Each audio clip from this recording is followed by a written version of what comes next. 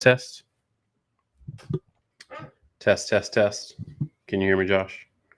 I can hear you. Awesome. And I think we are live. Awesome. Okay, y'all, just to let you know, a few things. We are going to talk about basically all the big games tonight. Hello, everyone, by the way. And I think first we're going to talk about, obviously, Oregon and Ohio State. We're also going to try to do our top 10 on this live show at some point. But we are going to try to also keep up with the chat as well. So everybody let us know if you can hear us, if there's no echo, if everything looks good. And if that is the case, then we will get rolling. Already see comments about Kerry Coombs, which I think are going to have a few things to say about. So y'all let us know in the chat if everything's sounding okay. Also, go ahead. I'm going to say it's been a wild week for football. I think we've become so accustomed of the opening week. Well, partly opening week boring games, and then also the favorites, or at least the heavy favorites winning at such a high clip early in the season that these big out-of-conference games where, the underdog is winning, sometimes winning currently by large margins, is a little bit startling almost for most people. Yeah, I mean, everybody's talked about the 2007 season as this benchmark of wild, crazy football, and I think we're going to get some of that. We talked about it last week, I think, having a lot of seniority back. And later on in the show, I do want to touch on maybe keying that up as well, or teeing that up. I want to touch on the G5s, the FCSs, the teams that aren't good that are hanging with some of these brand names too. But first, y'all, we got to talk about Ohio State and Oregon. This is a game where, Josh, I picked Oregon to lose but cover. You picked Ohio State, I think, a little bigger. And that's okay. Like I'm okay with us saying we picked that game wrong. I think most of the country did as well. These early games, y'all, we're going to get some missed picks. This is also why we don't start a computer model until week 4. There's just so much we don't know.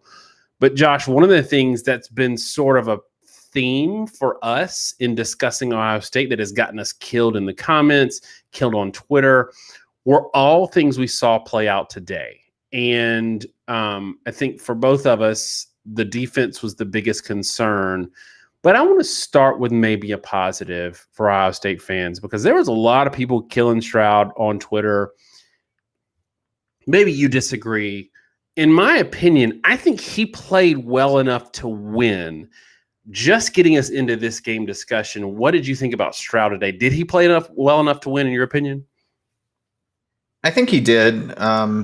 The expectation, if you're Ohio State, you're playing Oregon with the level of offense that Oregon's been rolling out recently, you shouldn't have ended up in a situation where you needed to score a lot of points, frankly. Oregon, offensively, I think is pretty limited. I didn't see a lot in that game that changed my mind on that aspect of them. Anthony Brown is not a particularly prolific downfield passer. I didn't feel like they used Brown's legs a ton. And I also didn't think Oregon really played into their strengths in terms of offensive play calling and scheme. And I know you probably have some words on that. You were being pretty critical at one point of the way Oregon was running their offense, given how effective they were being. I was doing a chat. So tell me again what you wanted me to touch on. Well, I was just saying you were pretty critical of how Oregon was running the offense, right? Oregon was being pretty effective in that game, which there's a lot of it that does need to go to the defense. But I felt like Stroud did enough for them to win because, in part, Oregon kind of gave them a lot of opportunities. But also, I felt like Oregon, in the way they were playing offense, you should have been able to contain them enough that it shouldn't have been on Stroud's shoulders in the first place. Yeah, Oregon had opportunities to really put the foot down with what Ohio State was giving them. And this is like, we're going to get into Kerry Coombs and how bad this defense is. But even on the first drive, Oregon ran the ball, and then decided to throw it on first, second, and third punt.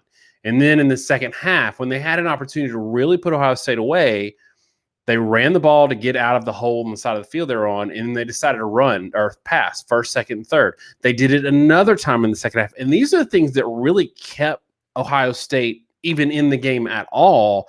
When you're facing an Ohio State, in my opinion, you have to continue to go for what's working, but also understand that these passing plays, if you don't have an elite quarterback, like sometimes we see these elite quarterbacks and it's almost like handoffs, especially in like a Lane Kiffin or Steve Sarkisian not tonight offense, where those passes are going to keep the clock moving, and it is more about what the receiver does after the play.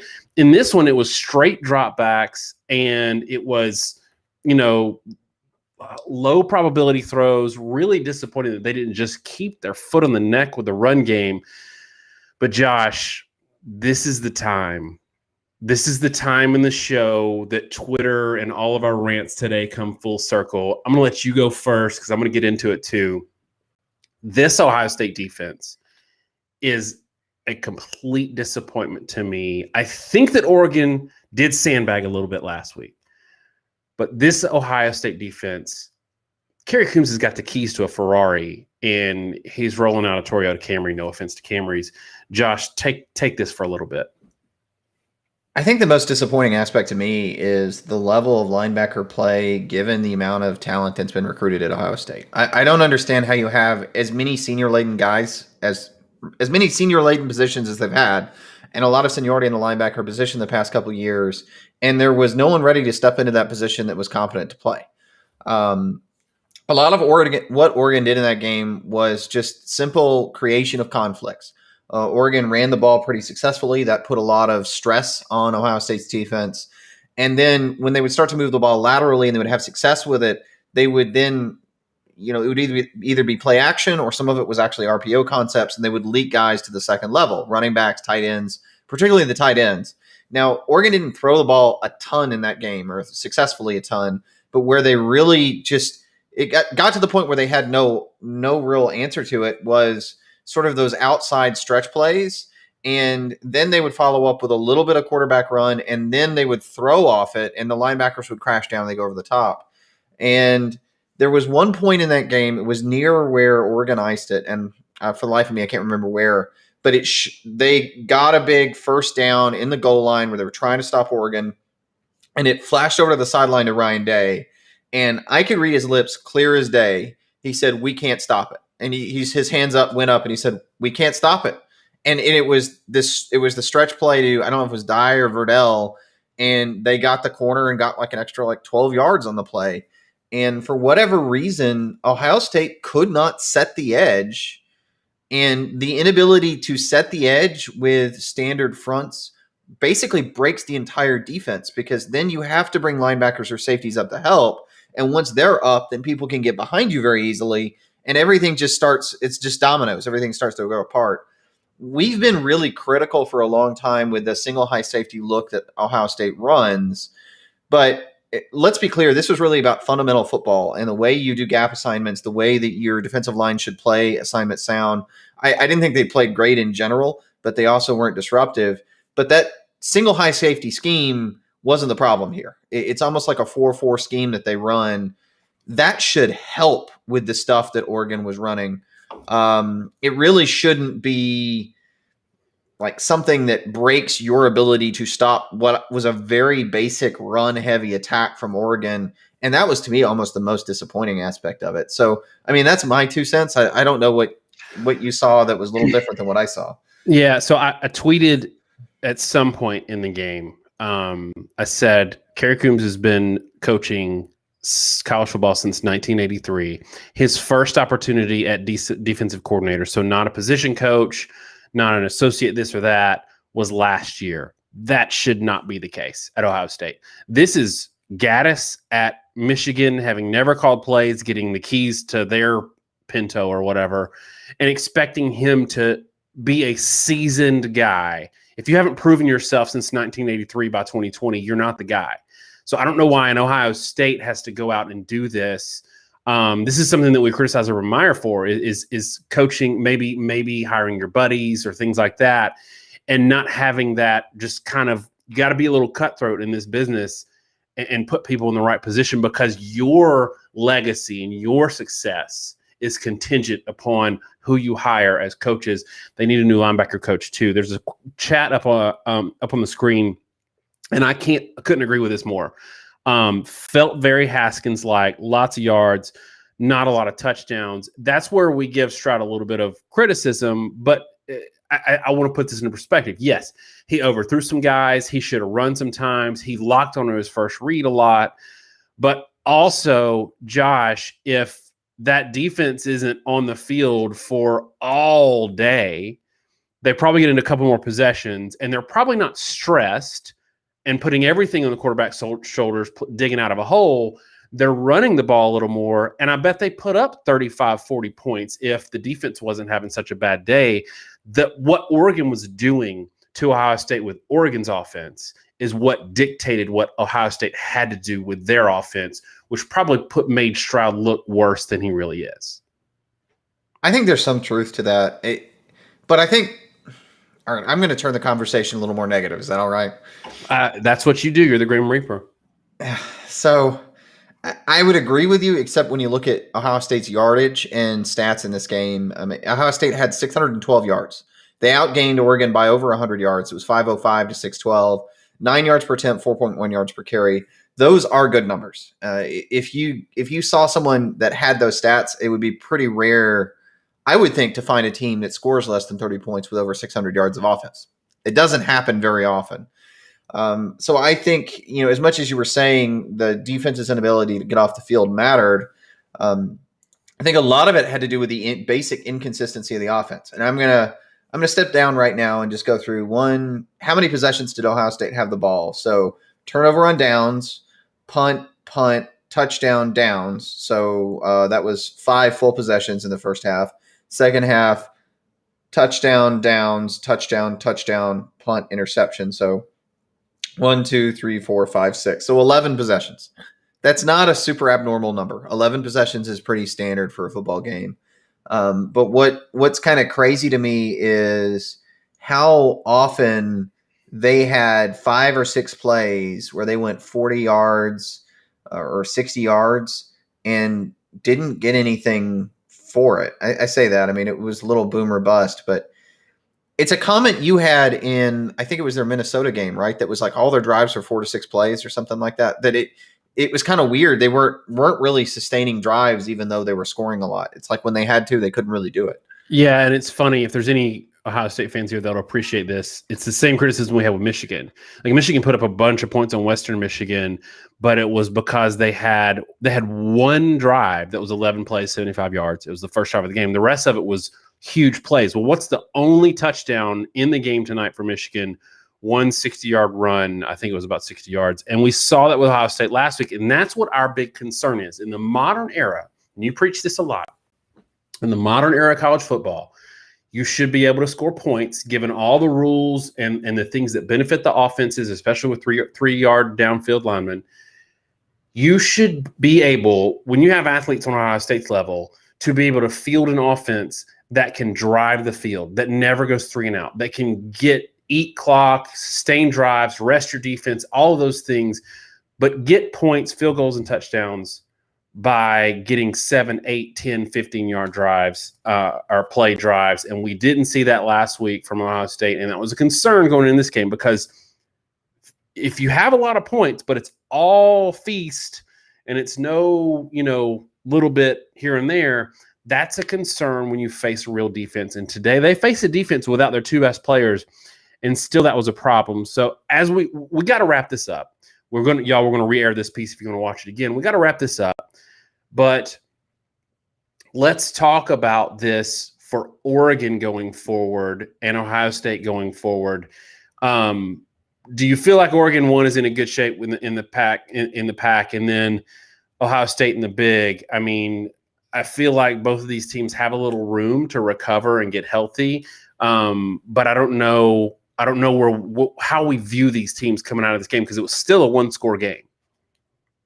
It's tough. I mean, these were really good teams in general. They had a lot of talent, but you kind of have to use the eye test a lot when you come out of games early in the season to sort of gauge where two teams are. Look no further than Illinois, Nebraska, right? Where are Illinois and Nebraska now? I mean, Illinois lost to Virginia like 40-10 or something today. I forget the exact score, but it wasn't close. So when you watch two teams have a close battle, it's really hard to judge. Now, I expected these to be good teams, so you can assume they'll be good teams going forward. But I feel like some of the warts that they've shown are concerning. And something I pointed out is the Minnesota game today, right? So Minnesota was playing who were they playing? Miami of Ohio. Miami of Ohio. They won by 5. So Ohio State looked really bad defensively in that game. We assumed Minnesota was this resurgent team. I thought Ohio State would win big in that game, largely because I thought that was a paper tiger for Minnesota. I think I was right about the Minnesota part. I think I maybe underestimated how far behind Ohio State was going to be defensively. And if those start to be your takeaways, then I get a little concerned that this game isn't going to necessarily translate to run the table and come back and meet in the playoffs. I'm honest. That's what I am, and that's what we try to do on the show. And I'll say something further. Oregon's game plan in this game with Ohio State is something we've seen several times with the RPO teams, really starting that 2018 Clemson-Alabama championship. Bleed yards between the 20s and then hunker down in the red zone. They dared Ohio State to do certain plays and gave up chunk yardage through most of the field, and then they tried to clamp down and play them straight up in the red zone because the RPO is broken. And if a team has high talent and they guard an RPO, you can't – if you try to play them straight, you end up giving up explosives. So you let them kind of march the field, and when it compresses, the RPO goes away because your safeties can't really get burned over the top. And that's what they did, and it was successful. I think that's concerns for Ohio State and their efficiency because red zone scoring becomes the big deal. But all that stuff, I don't know that that's sustainable for Oregon long term. I don't know that I saw a ton from Oregon that makes me super excited. If you start to buy the argument that Minnesota and Oregon are showing that Ohio State's rushing attack isn't great, because again, Minnesota had about 100 yards rushing on Miami of Ohio, so it may be an Ohio State problem. It may be. Those are the two data points I have. And if you're Ohio State, if someone like Oregon has the ability to do that to you, someone like Iowa or Michigan or someone else like that is probably going to be able to do it too. So I think both these teams, frankly, come out of this game with a lot of question marks. This may not matter for conference races, but there's stuff that's got to be patched up for both teams. Yeah, and just to close it out, I think I'm a little more positive than you, especially on Oregon. I think that they showed that they can be a physical football team. I saw more from the quarterback than I've seen in his last two appearances, which is encouraging. I think they can build on that. I think they got to get him running the ball a little bit more. I know he's coming off of ACLs and all that. They got to get him running the ball.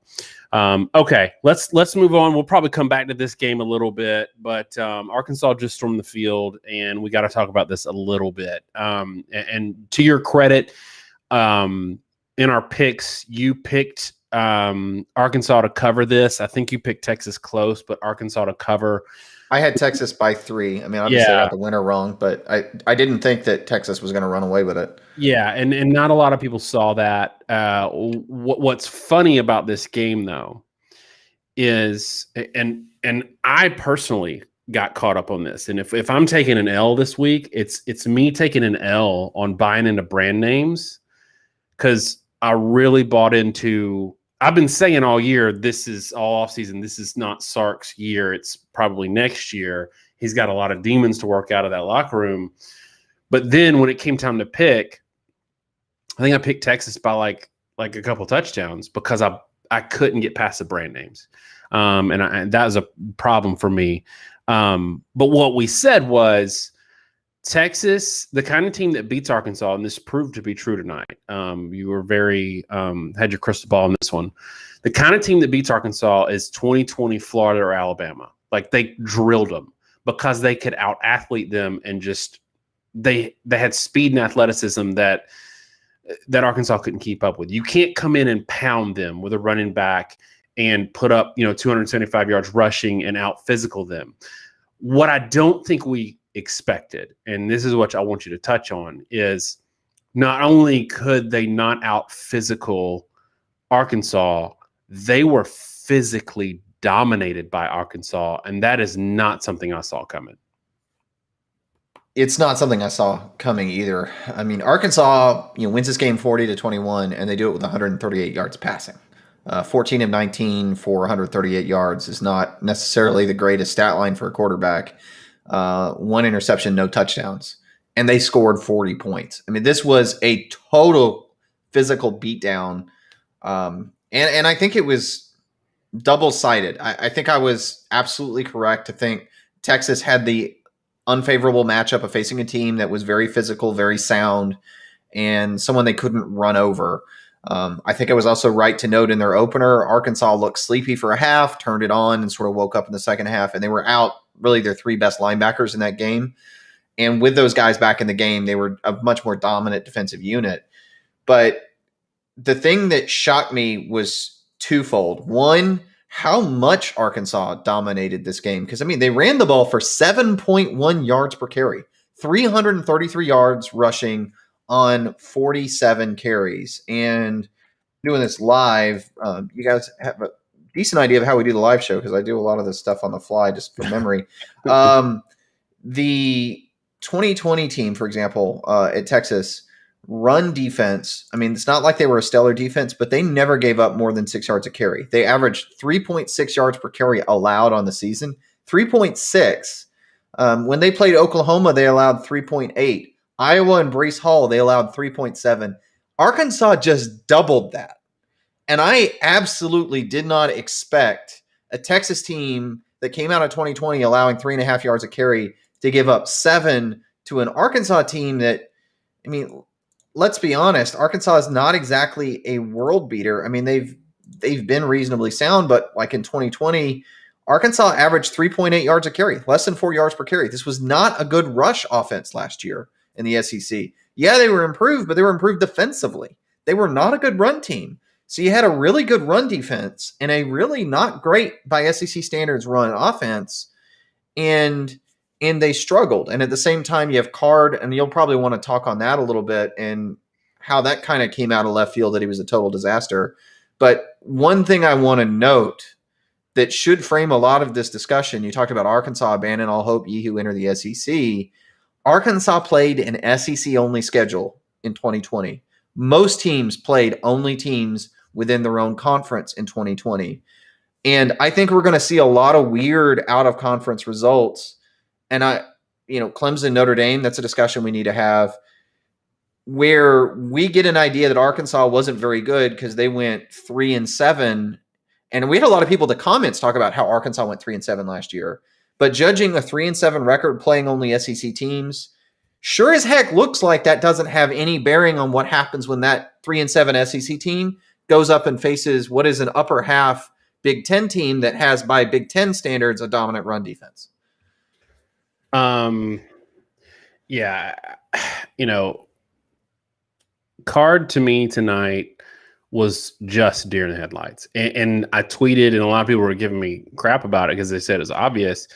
I tweeted that he looked like somebody who was afraid to make a mistake. And that to me was the problem with them, is they needed to score points. And they needed to score points and keep their defense off the field, because their defense was they were just overwhelmed. And I think that it demoralized their defense when they would fight and hold them to a field goal, and then 3 and out.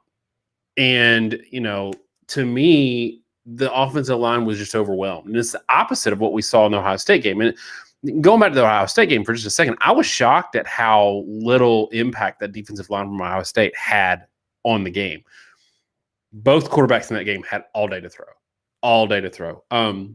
But Card had some moments where he had time to throw and just couldn't find anybody. And he'd check down on 3rd and 9 and down by whatever. And I think the final score was like 40-21. It wasn't that close, which is crazy to say.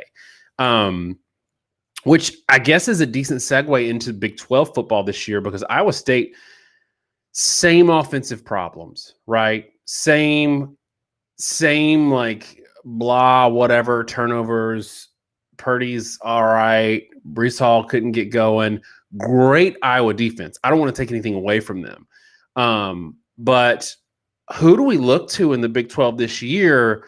Not to say that we'll win, because I think Oklahoma is going to win. But to give us any gauge of quality of how good Oklahoma might be, given what we've seen out of conference, like if Oklahoma plays Texas close or Texas plays Oklahoma close, that's probably a pretty bad sign now that we've got some data rolling in, right? I think potentially so. And that's another point coming out of 2020. I still don't think we really have a proper grasp of where all the teams were at in 2020. Do you agree with me there that the final rankings in 2020 are probably really far off from the average quality? Well, and the problem with that, because you're right, the problem with that is it's bleeding into still week 2 of 20, going into week 3 of 2021. And that, again, maybe there's an indictment on preseason polls, but I think you're totally right. We have no idea what to know, what to think about these teams, because we don't know what to make of 2020. Yeah, and we talked about Iowa State and Oregon. That was a game where Oregon statistically was the better team, kind of looked like the better team, but made several turnovers. Lost the game fair and square, but from a predictive aspect, I think we overreacted to that. We overreacted to an Iowa State team that had some really down games offensively. Somebody mentioned in the chat, and forgive me, I've already forgotten the name, but they made the point that Iowa is who Iowa State was supposed to be. I think there's a lot of merit to that. Yeah. I mean, Iowa State had several all-conference players defensively, and gosh darn it, it does look like the cliche is kind of true that they were really just the best players in a set of bad defenses in the Big 12. That's what it looks like for Iowa State. I don't think Iowa State's a bad team. I think Iowa looks like a really good team right now. But if you're the Big 12 and you're looking at Texas and Oklahoma and everybody else, I mean, I'm going to be concerned with Oklahoma if they don't dominate the conference, because it sure looks like the past few years where the Big 12 champion gets in a playoff game and loses by 30 is a streak that may continue to progress. And it also sure as heck looks like that Oklahoma-Florida game might have been the aberration that the two of us really thought it might be. Yeah, and look, we have said this, and y'all, if you want to see a 2021 football version of the Bad News Bears, you should watch Washington play offense. It is a joke. We've said this about Clemson, and I'm going to say it again about Oklahoma. Like, Oklahoma can be good irrespective of how bad the Big 12 might be. We don't know. So I don't think it's an indictment on Oklahoma if they go out and just murder everybody. Like, they can't help that everybody else sucks. The problem is we've had this bad Big 12 in the past, and Oklahoma's dropped a game. Like, they'll lose to Texas, or they'll lose to Kansas State or Iowa State, and then be in the playoffs, right? So that's the thing for me is, one, they need to dominate, but two, when they dominate, that doesn't necessarily mean they're playoff quality. It just means that they deserve to be in the playoffs in terms of resume. I don't know we still won't know anything about them going into the playoffs. I think it's fair. It's, I guess, good and bad, sort of frustrating. It's less frustrating than it was for me last year trying to pick games and figure out how things were going. And we talked a lot about, with the bowl games, how irritated I was at my inability to tell what any of the games were actually going to look like. And I think that bleeds into next year. Is there anything else you want to discuss on that point? Or can we move into a discussion of the ACC maybe for a bit, and Notre Dame and Clemson? Yeah, we can. I think all of our discussions are going to be about how bad everybody is, which is tough. But yeah, absolutely. Yeah, well, I don't think everybody's bad. We went into this day with me feeling like the SEC was down, and I still worry about the SEC East.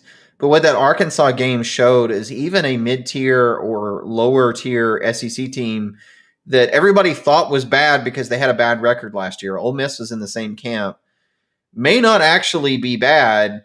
It's just they're not as good as the other SEC teams. And the same thing completely seems to be true for a lot of the Big Ten with Iowa, that it's a very competitive conference.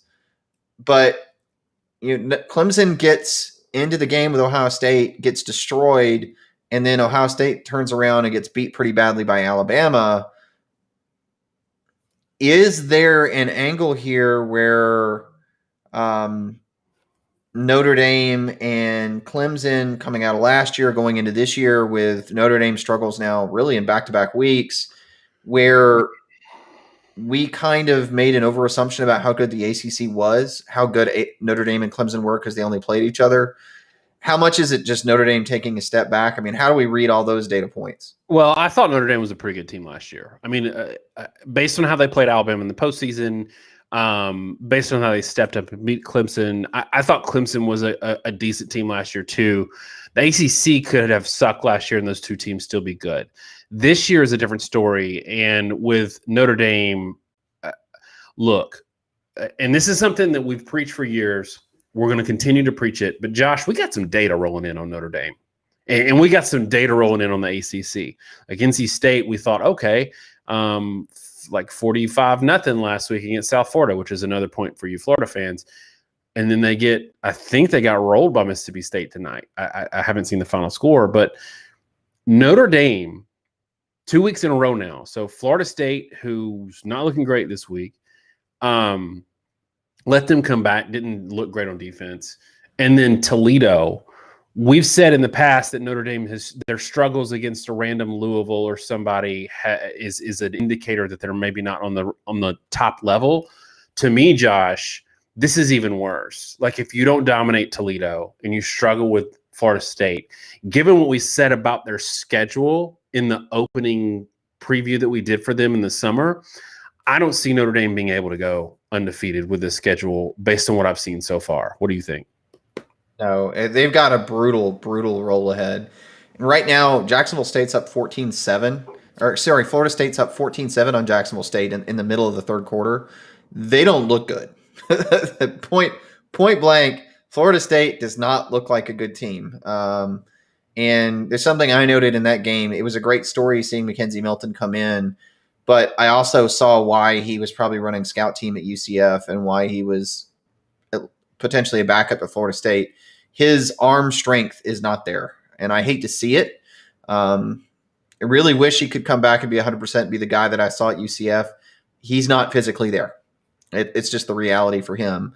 But with him goes a lot of the offense for Florida State, and they're anemic. So yeah, I have a lot of concerns. I think, again, that was the Nebraska-Illinois example I gave earlier, and Florida State, Notre Dame may be another one.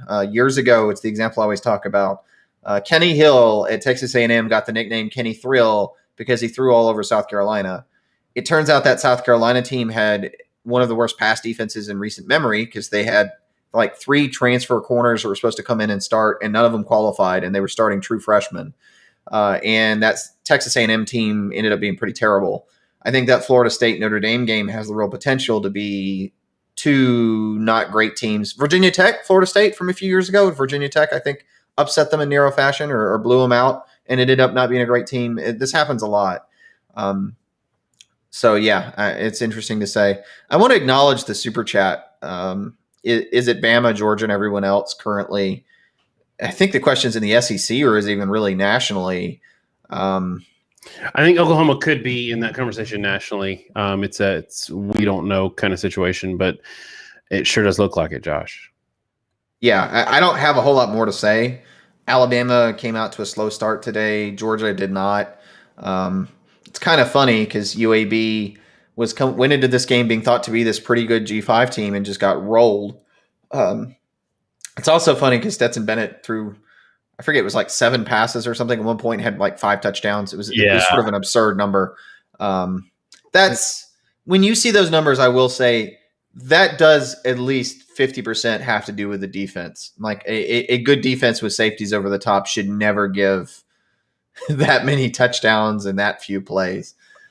And RG3 got killed for saying that they've got a quarterback controversy now. And look, I'm not going to say that they have a quarterback controversy, but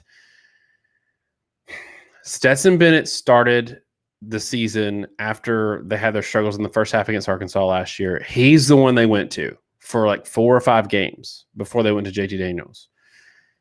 JT Daniels came in against some poor defenses. I would not be surprised. Like, it would not shock me because I actually think Stetson Bennett is better than he was given credit last year. But that's a difference. That's going to get me in trouble with Georgia fans, and I'm not ready. I'm not ready for that right now. Okay, so let's talk a little bit about Miami almost losing to Appalachian State. Josh, is this a Bama hangover, or is this a Miami really isn't a good team, which means we can't glean much from Alabama at this point based on the fact that they played not a good team in Miami, who we were hoping would be the strength of the ACC this year, and looked kind of blah, which they always do in early G5 FCS games at Alabama. So we don't know anything about Alabama yet. Well, there's also a third option, which is Appalachian State a solid team?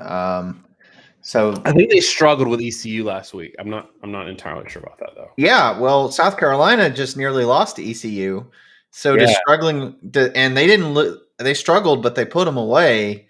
So there may be a little bit of a triangle there where ECU is a little bit better than people expect. Not saying they're the greatest team ever, but ECU might be the equivalent of a South Carolina. Legitimately, Appalachian State could be a little bit better than a South Carolina. And if you want to view Appalachian State as a better version of South Carolina, then Miami struggling to put them away sounds a lot different, doesn't it? If you just change the name from Appalachian State to South Carolina. No, because I think South Carolina is one of the worst teams in the country. Like they're not just Power 5. I think they would be one of the worst G5 teams in the country. They're terrible. They are like 2-star, 3-star, and walk-on city with a graduate transfer quarterback. They're gonna feel pain. And your tweet today was perfect. File not found, South Carolina. So yeah, no. If Miami went out and barely hung on to beat South Carolina tonight, I'll be very concerned if I was a Miami fan. So they should hope that Appalachian State is a good bit better than South Carolina. Appalachian State doubled up Eastern Carolina is what I'm getting at. So I'm basically saying that they may be a couple tiers better than. Well, South Carolina is terrible, but there may be more what they expect South Carolina to be. Let me put it that way. Okay. That I watched a good bit of that game. I had it on in the corner, and I think Miami has a lot of warts and things to get over. They got a lot of transfers in that squad, but I did feel like they looked like the better team. So I wasn't super concerned, and it's more just the fact that I'd buy that Appalachian State may be somewhere between the 25th and 40th best team in the country.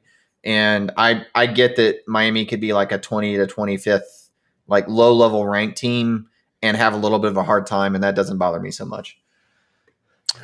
Somebody asked about Will Anderson's injury, and someone else asked about Alabama defensive injuries in general. So Will Anderson's injury is super concerning if you're an Alabama fan. It's encouraging. He walked to the locker room, put weight on his leg.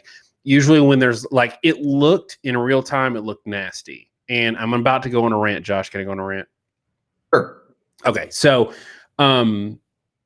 I have forever been the one voice of all among the elite, snobbery of college football fans that actually stumps for these FCS games against top-tier opponents or against any P5 opponent, because I care about football at that level. I care about the educational opportunities for these guys, the thousands of scholarships that FCS football creates, or any low-tier G5, anything in that realm.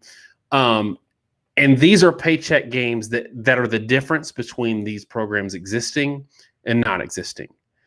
And so when you come in and you run a weird-ass offense that they have to basically not spend that week preparing for a Florida or a LSU or somebody like that, and have to prepare for your weird-ass offense, and then you go in and you're cut blocking in space, that is biting the hand that feeds you. And that is going to lead to these programs saying, look, I don't need my Will Anderson, who without Thibodeau is probably the best player in college football right now. I don't need that guy getting your running back, throwing his body at his knee, all because of a paycheck game against a team that we could beat by 100 points if we wanted to. Alabama wasn't even trying in this game, and they're cut blocking. And then on the next drive, they're cut blocking again, same running back. And it looked nasty on film.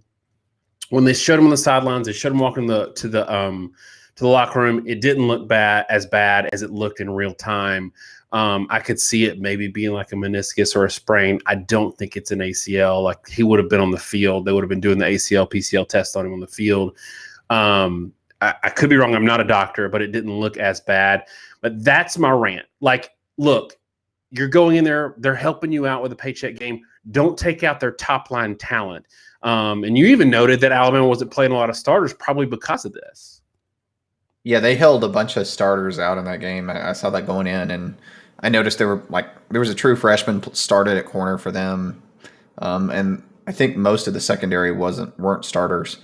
But yeah, no, I agree with you. I mean, you don't want to be a major team and go in and play somebody like that, and then, like, we could beat you by 100, and we can beat you by 100, but you're cut blocking and sort of stressing yourself to try and extend the game. I think that's, I don't know. It's got to be frustrating if you're the coach of a major program with schools that do that, or schools that are just get scrappy in those games, because usually you're holding back not to embarrass them and just run the score up. Right. And frankly, they could destroy you, and they could blitz the crap out of you and probably break your quarterback if they wanted to. And I'm not saying that you have to play with give up, but maybe, like you're saying, maybe don't run the play where you're cut blocking the best defensive player in college football. That's a little rough. And maybe don't run, like, as your offensive strategy. Cut blocking is an offensive strategy and not chop blocking. Cut blocking is legal, but it's kind of frowned upon if you do it every play. It's really frowned upon if you're doing it in space. If you do it 5 yards up the field, it's a penalty. So that's all for that rant. I want to call it the super chat. I think we got a couple. I want to call out the one that's on the screen. Thank you, Mike. Why wasn't Kerry Coombs fired at the halftime? Embarrassing. We will release when we open. If any of y'all are late, we did a 20-minute segment on a review of this game, and Josh and I both went off on Kerry Coombs. I went off on him on Twitter today. We've got issues there that we had to work out, so I will repost that if y'all missed it. But real quick, because I do want to acknowledge our appreciation for the super chat. You can't fire a guy. Yeah, we went back and forth with Land Grant Holy Land on this. Like, we both agreed, but they picked up our tweet. And Josh, I'll let you take this, but basically, yeah, you can't fire him now either. You got to wait. Yeah, you can't just fire a guy midseason. And look, there's two levels of problems. One is teaching and coaching, and one is scheme. Our big problem with Coombs to this point has been scheme more than anything. Now, Ohio State's linebackers have had issues off and on for a few years. But my biggest issue, again, is just how much of a strain they put on their players to play man coverage with almost no help or leverage. That can't be fixed midseason. You can't bring in a new coach and change your scheme, change your system. The best you can do is simplify things, and you can do that with Coombs at the helm. And also, there's not going to be anybody else. Well, I say not going to be. There's not really anybody else there that you would trust to do a better job of it. So that change has to make itself happen at the end of the year. Sometimes teams do a demotion promotion deal, but I don't think there's really anybody to do that with. So you're just kind of stuck with it. And if you're Ryan Day, again, maybe you simplify things to try to keep people from blowing assignments, but that's not going to fill your problem with the inability of running backs to cover in space or fill their gaps. I was muted. I didn't want to hear y'all to hear me open my second beer that I have. I had it chilling off camera. It's on now. The other thing that's worth noting is they don't have defensive play calling experience on staff right now. So a lot of times where you see guys get fired mid-season, there's somebody that steps in that has experience. Same thing with head coaches. When head coaches get fired, and it's kind of easier to fire a head coach than it is to fire a coordinator in a lot of ways, because there's so much specific play calling experience and lining everybody up and practice during the week. And so you can't do that if you don't have any play calling experience on staff. So want to call out Funky Fudge Super Chat. Thanks for the content. Love these Saturday streams. I love them too. Y'all bring your friends if you want us to keep doing them though. Bring your friends because we need a packed house. Keep that chat going. Are we surprised at how many defensively heavy games we've seen so far? I'll touch on it real quick, but Josh, I think you've got some thoughts on it too. I think it's great. I am a little surprised given the advancement of offenses over the last 7-8 years specifically. I did see the trend in the NFL of catching up because a lot of this college stuff sort of bled up to the NFL, and it shocked them for a year or two. But then they caught up, and I figured that would trickle back down. So I think we're seeing some of that, but I think there's also something else going on, super seniors and other things. So Josh, maybe you can touch on that. Seniority tends to help defense more than offense at the college level. There's a reason why, as much as the NFL is a scoring league, it's not as score happy as college football. And in particular, it's kind of funny. We talk about how score happy the NFL has gotten, but the scores are still not what they are in college by and large. So I think that the super senior deal has had an effect. But I think the reality on the other hand side of it is just quarterback play is not as good. That it's sort of a cyclical thing. Some of it is you get waves of good players going out at once, but lots of turnover at the quarterback position nationally.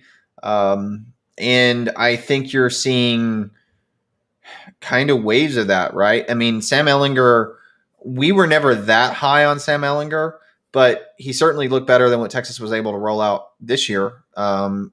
Stroud, I don't think he's a disaster, but he's not Justin Fields. He's not, a first-round draft pick quarterback.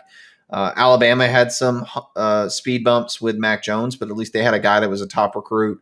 Obviously, Clemson, you go on down the list, and a lot of other mid-tier schools have had those issues. So I think quarterback play is probably one of the bigger driving forces, especially among the elites, not a lot of big-time quarterback play. Before I turn it back to Daniel, I will, like he said, if you want to bring your friends, I'm looking at Twitter. We tweeted, we're at CFB Nerds on Twitter that we were in the live stream, and no retweets, guys. One like. If you want us to keep doing this, go on Twitter and spam the retweet button. Give us a hand, because that stuff does go a long way in getting people in here and getting traffic. And that's kind of, I like talking about football, but I like talking about football to people. So we appreciate all the super chats and all, but it definitely helps. Yeah, and I do think that Twitter wants people to pay to play. I have a theory that when you post YouTube links and they know you have a YouTube channel, they intentionally kind of nerf it relative to your other tweets, and then because they want you to promote it. But that's another thing for a different day. We got some super chats to get through, but real quick, we've had a question on the board, and I think you saw this game more than I did today, so I'll let you touch on it. Any thoughts on Anthony Richardson? Maybe you can answer this question without pissing off all the Florida fans like you did on Twitter today. I don't think that's possible. I'm watching retweets and likes. You guys are awesome. Everyone wants Anthony Richardson to wake up tomorrow and be the next Cam Newton. He's not there yet. He's not there yet as a passer. I think he is a phenomenal runner. And it's not just that he's a big running quarterback, because the dude's like 6'4", 236, I think is what he's listed at. He's got burst. And you don't see guys over 230 burst through a hole the way he does. And that's why there's some Cam comparisons athletically. And I think they're going to be able to do a lot of stuff with him in that offense.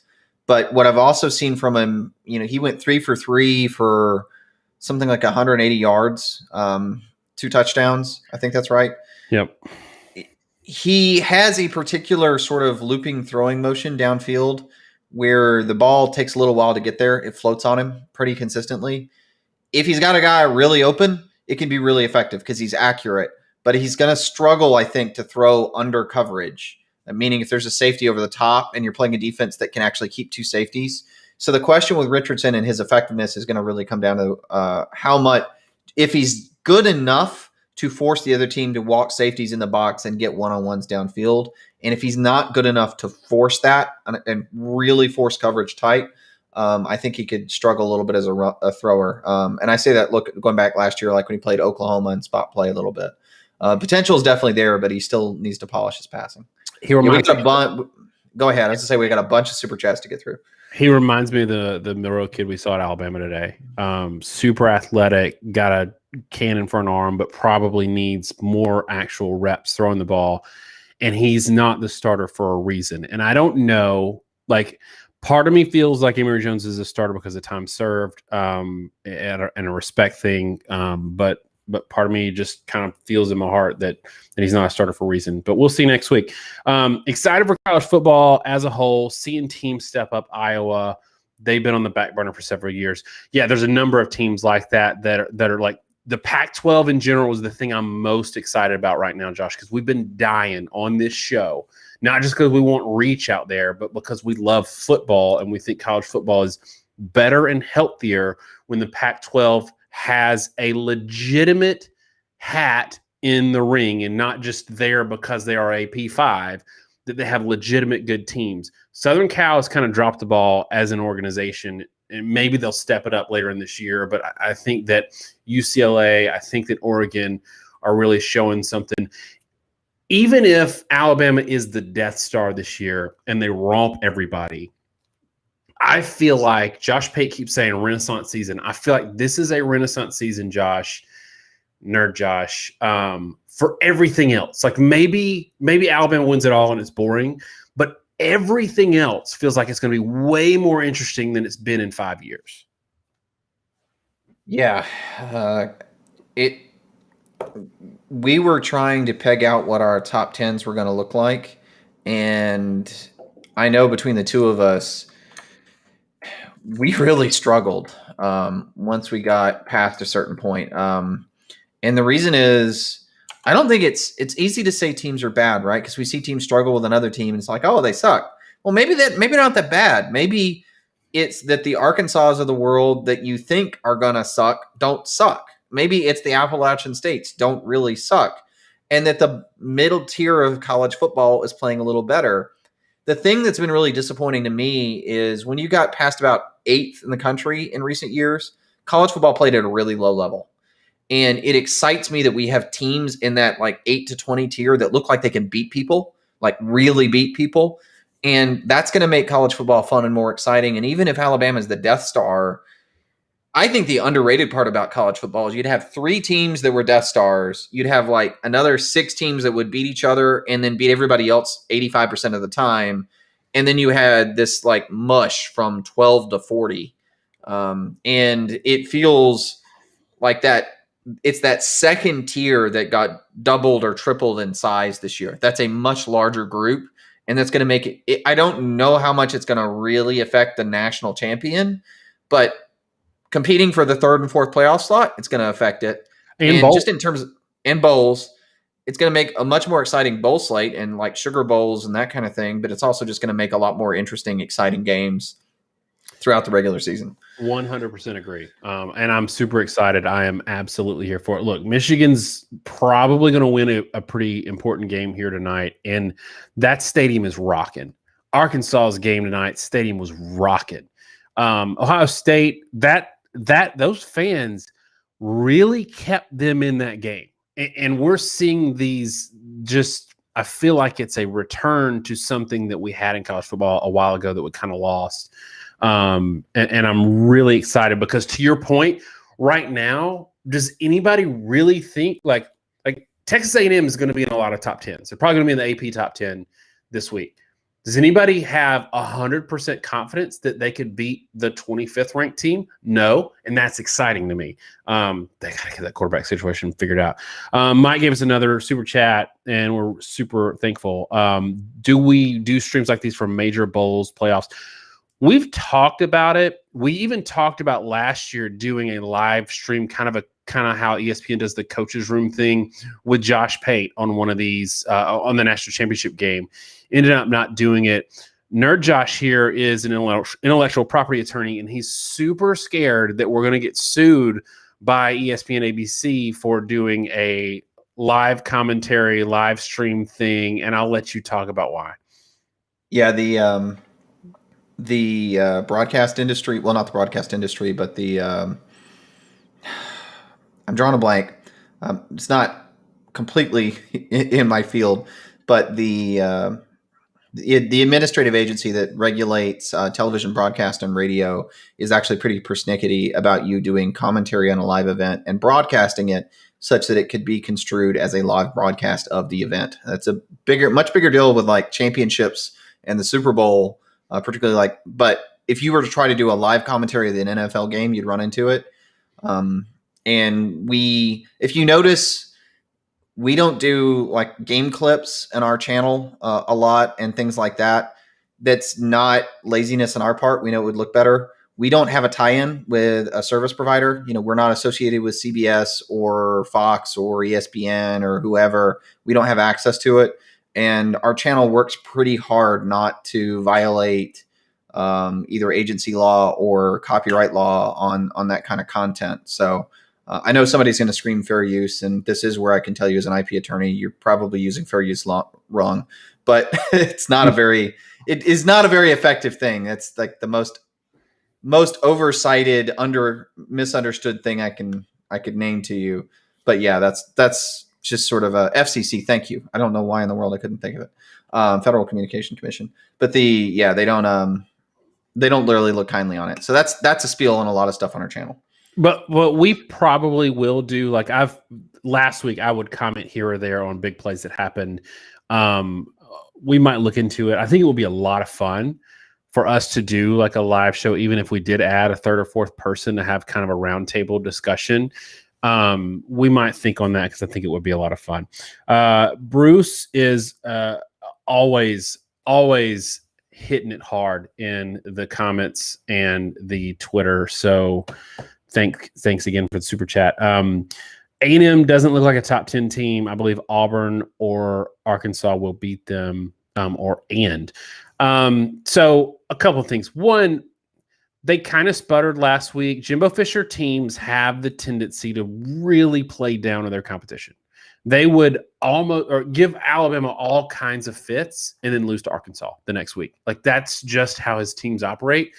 This week, and I'll let you touch on this, Josh. This week, losing King in, I think it was the first or second drive, really threw them for a complete offensive loop. And if you saw the Alabama game today, if you've seen some other teams that put their backup quarterbacks in, if their starting quarterback went down in the middle of a big game, they would be in trouble too. Like Alabama looked really bad offensively with the backup quarterback in. And it's because these guys are getting all the first team reps. And when you switch that because somebody's hurt, and then you let that backup get all the first team reps for a week, things get better pretty quickly. So do you think, Josh, that that's something that could be the case with Texas A&M where they're actually offensively a little bit better than they show today, and we shouldn't be influenced too much by what we saw? Yeah, I mean, now for everything you say like that, there was also, again, me watching Richardson just tear up a team. But that's the difference sometimes between how teams tear up. Yeah, one, South Florida is real bad. South Florida real bad. They're South Carolina bad. Yeah, well, no, they're worse than South Carolina, which is saying a lot. But Colorado is not South Florida, and they're not a McNeese State or the equivalent either. But yeah, no, Calzada was just totally lost in that game, and you could see Fisher on the sideline with him talking to him for half, like every other play. They had guys wide open, he didn't see them. The fourth quarter, they dove to made a diving attempt to score a touchdown, take the lead, and he fumbled the ball mid-dive, and they had to get the ball back and then score again to take the lead in the game. And that's the kind of disaster it was at the quarterback position. I don't know if they will or won't get it sorted. I haven't heard anything on whether King's coming back or not, but I'd hold your horses a little bit. But at the same tune, it's easy to say that Auburn would beat them, but I don't know how many of you guys really watched Auburn start because they didn't look good early in that game. They pulled away at the half, but Auburn didn't look great either. So these slow starts or ugly games are by no means isolated. And that's really typical most years in college football. There's a lot of bad football or bad-looking games that get played in the first 4 weeks. And then we always remember the last 4 or 5 weeks of the season and how good everybody looked and how consistent it looked because teams sort of hit wherever their ceiling was. And we always forget how bad a lot of good teams looked in random games early in the year. We're still at that point. Edward is in the house. Sorry about your day, Edward. And I think that people are missing a little bit on A&M. Like, they're quietly looking to be maybe an elite defense. Like, we keep saying Alabama, Georgia, and probably Clemson. From what I've seen so far, you might be able to put A&M in that. I want to see them play a real offense first, but yeah. So week 3, and Josh, I don't know if you remember a year where there were, like, usually within the first 3 weeks, there's like 1 week that is just trash. Like, there's just nothing interesting. There's no ranked matchups. There's no interesting matchups. We're going into week 3, and there's no dropping off. Like, there's interesting games in this week 3. I'm pretty excited. Obviously, like Penn State Auburn is a big game, like, just because of the brand names and that it's an SEC team on the road at Beaver Stadium.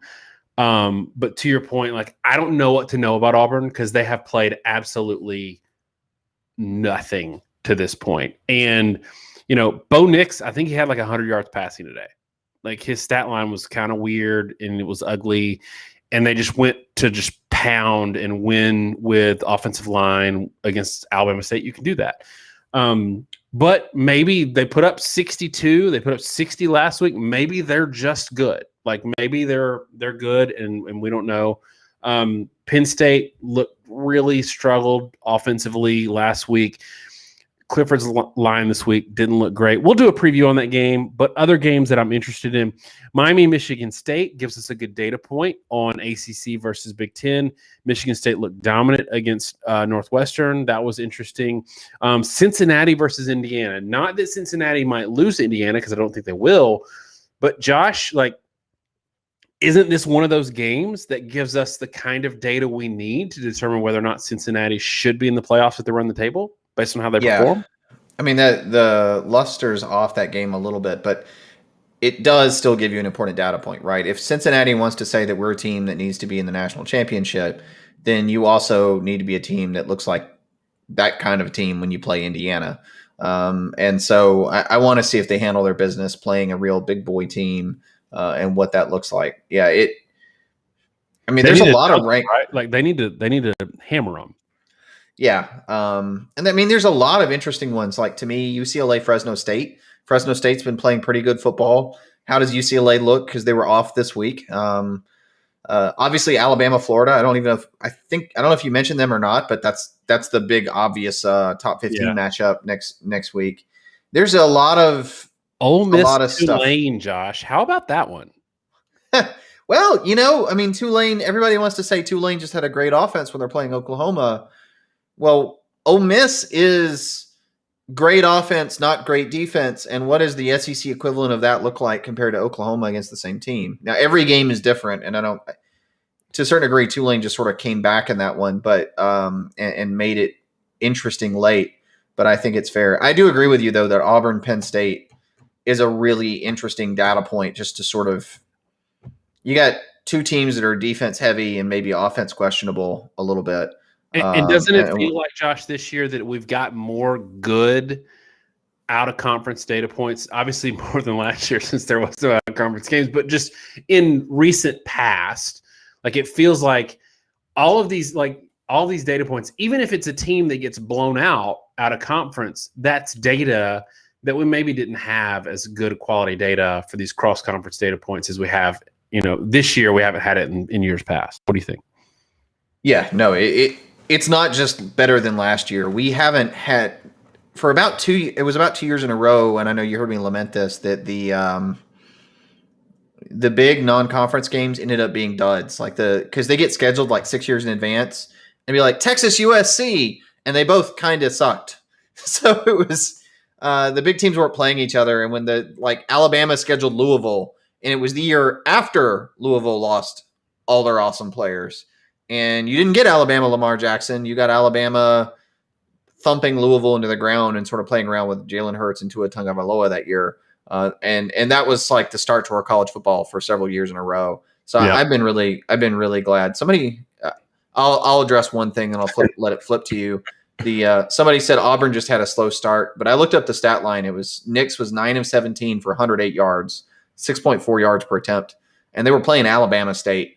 So that we'll talk more about Florida, Alabama, Auburn, Penn State. I'm kind of hedging away because we'll probably do previews. But yeah, that wasn't a great game.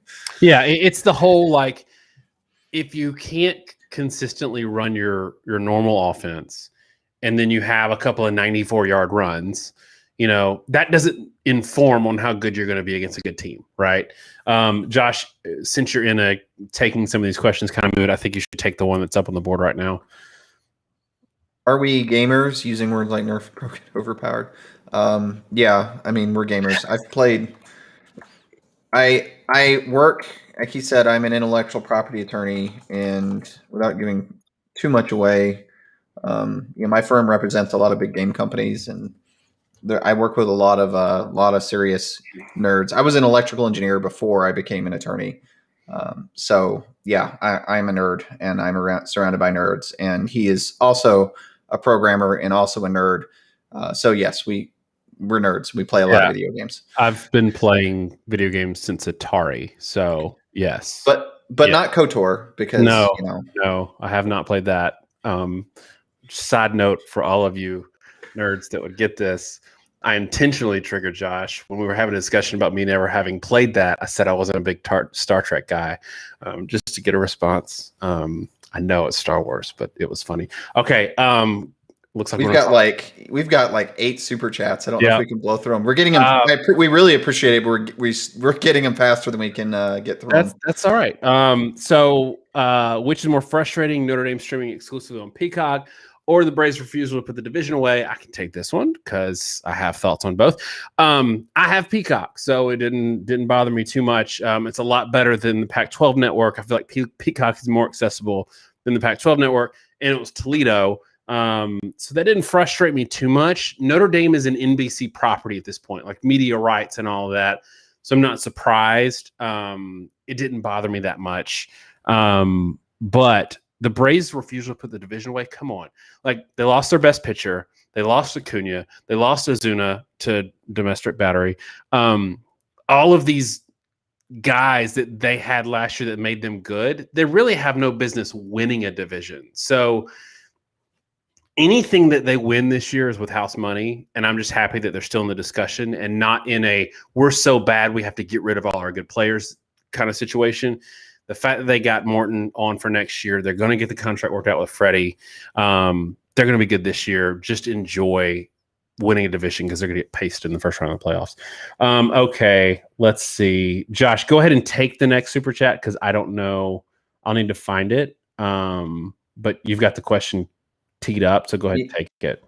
Yeah, so we were trying to put them up, but they're starting to roll off the screen. Bruce Rivers said, I think UT, I assume Tennessee looks like, they will be a 7-win team in the SEC. I don't know about that.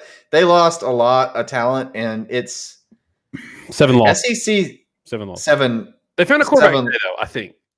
Yeah, I mean, like I said, 7-win. I agree with you. I think it's more like 7. I think it's more like 7 loss. They did find a quarterback, and if that quarterback ends up turning it around, they'd be good. I thought Milton showed good signs in the opener, and oh my Lord, in that game early was he bad. I mean, it's terrible.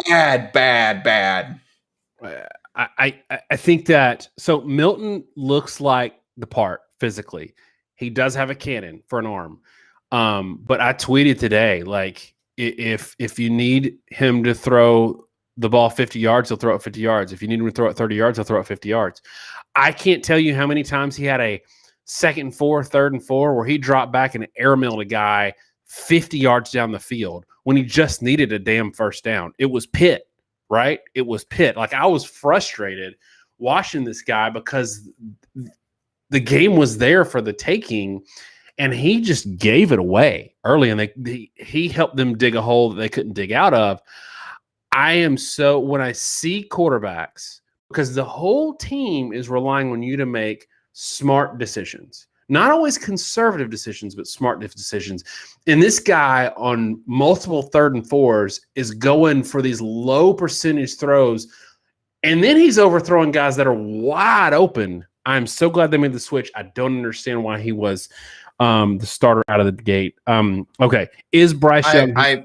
I'll say I'm more concerned by their defense than the offense, though, because absolutely. that you can talk about Milton all you want, but they still gave up a ton of points, and that's concerning. The transfer portal sent their best player and maybe the best defensive player in the SEC to Alabama. So we told y'all, we warned y'all. We were Nick Saban back when he said, "Is this what you want football to be?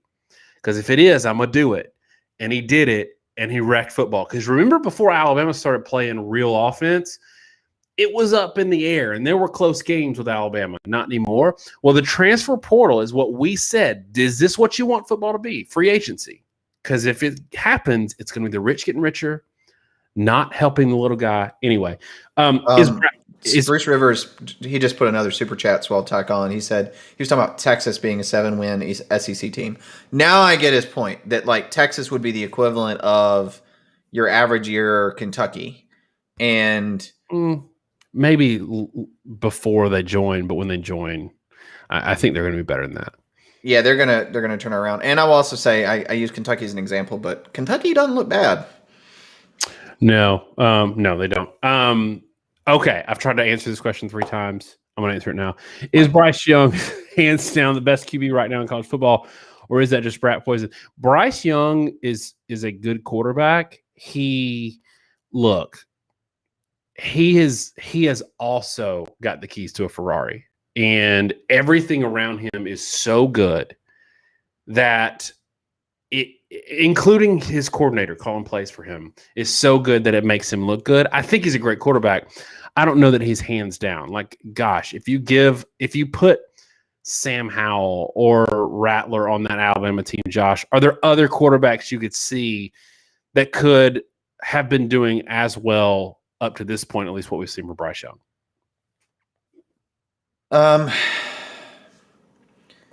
It's hard to say. I think like if you put a Spencer Rattler in that offense with all the pieces around him without the pressure, I think he could be really effective.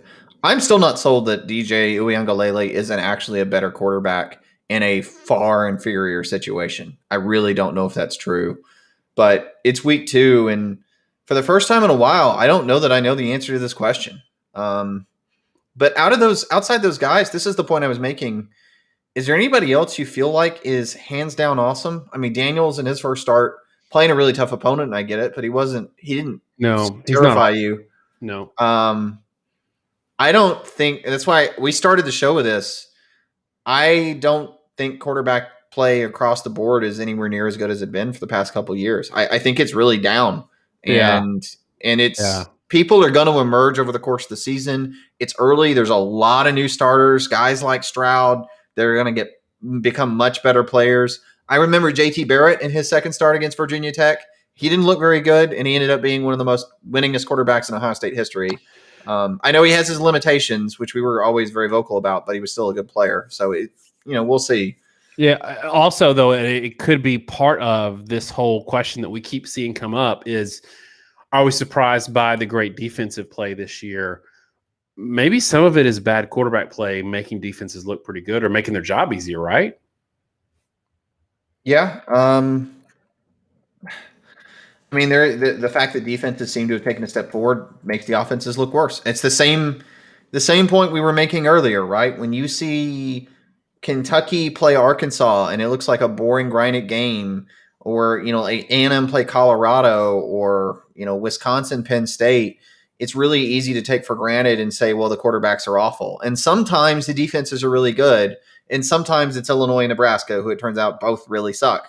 Yeah. You don't know. It's unless you're, and it doesn't even matter if you've got really good eyes and you're really experienced and you've, the real big time commentators, some of them, it's funny. A lot of times I think some of the college football guys that actually played aren't always the best at picking up on things, because you've got to slow it down and watch tape and watch a lot of little details to pick it apart.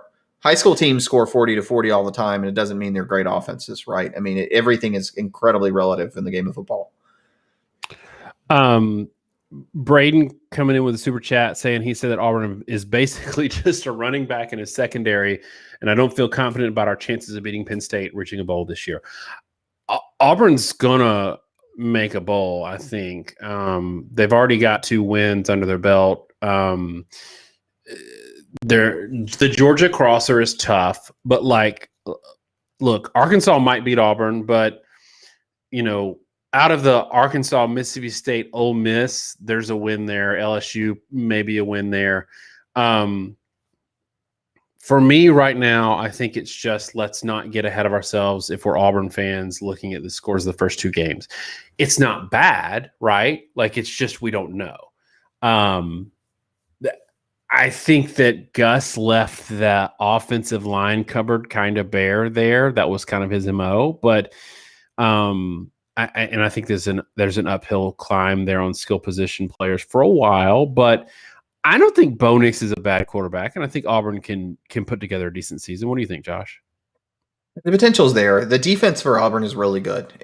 I think the secondary is really good. I still feel like the front seven, I don't know if you're going to call them small or underpowered. Small and big for a front seven are crappy terms because I've seen low weight front sevens that are extremely disruptive and powerful, and I've seen big front sevens. And this is something that got me in trouble with LSU when I was talking about them preseason.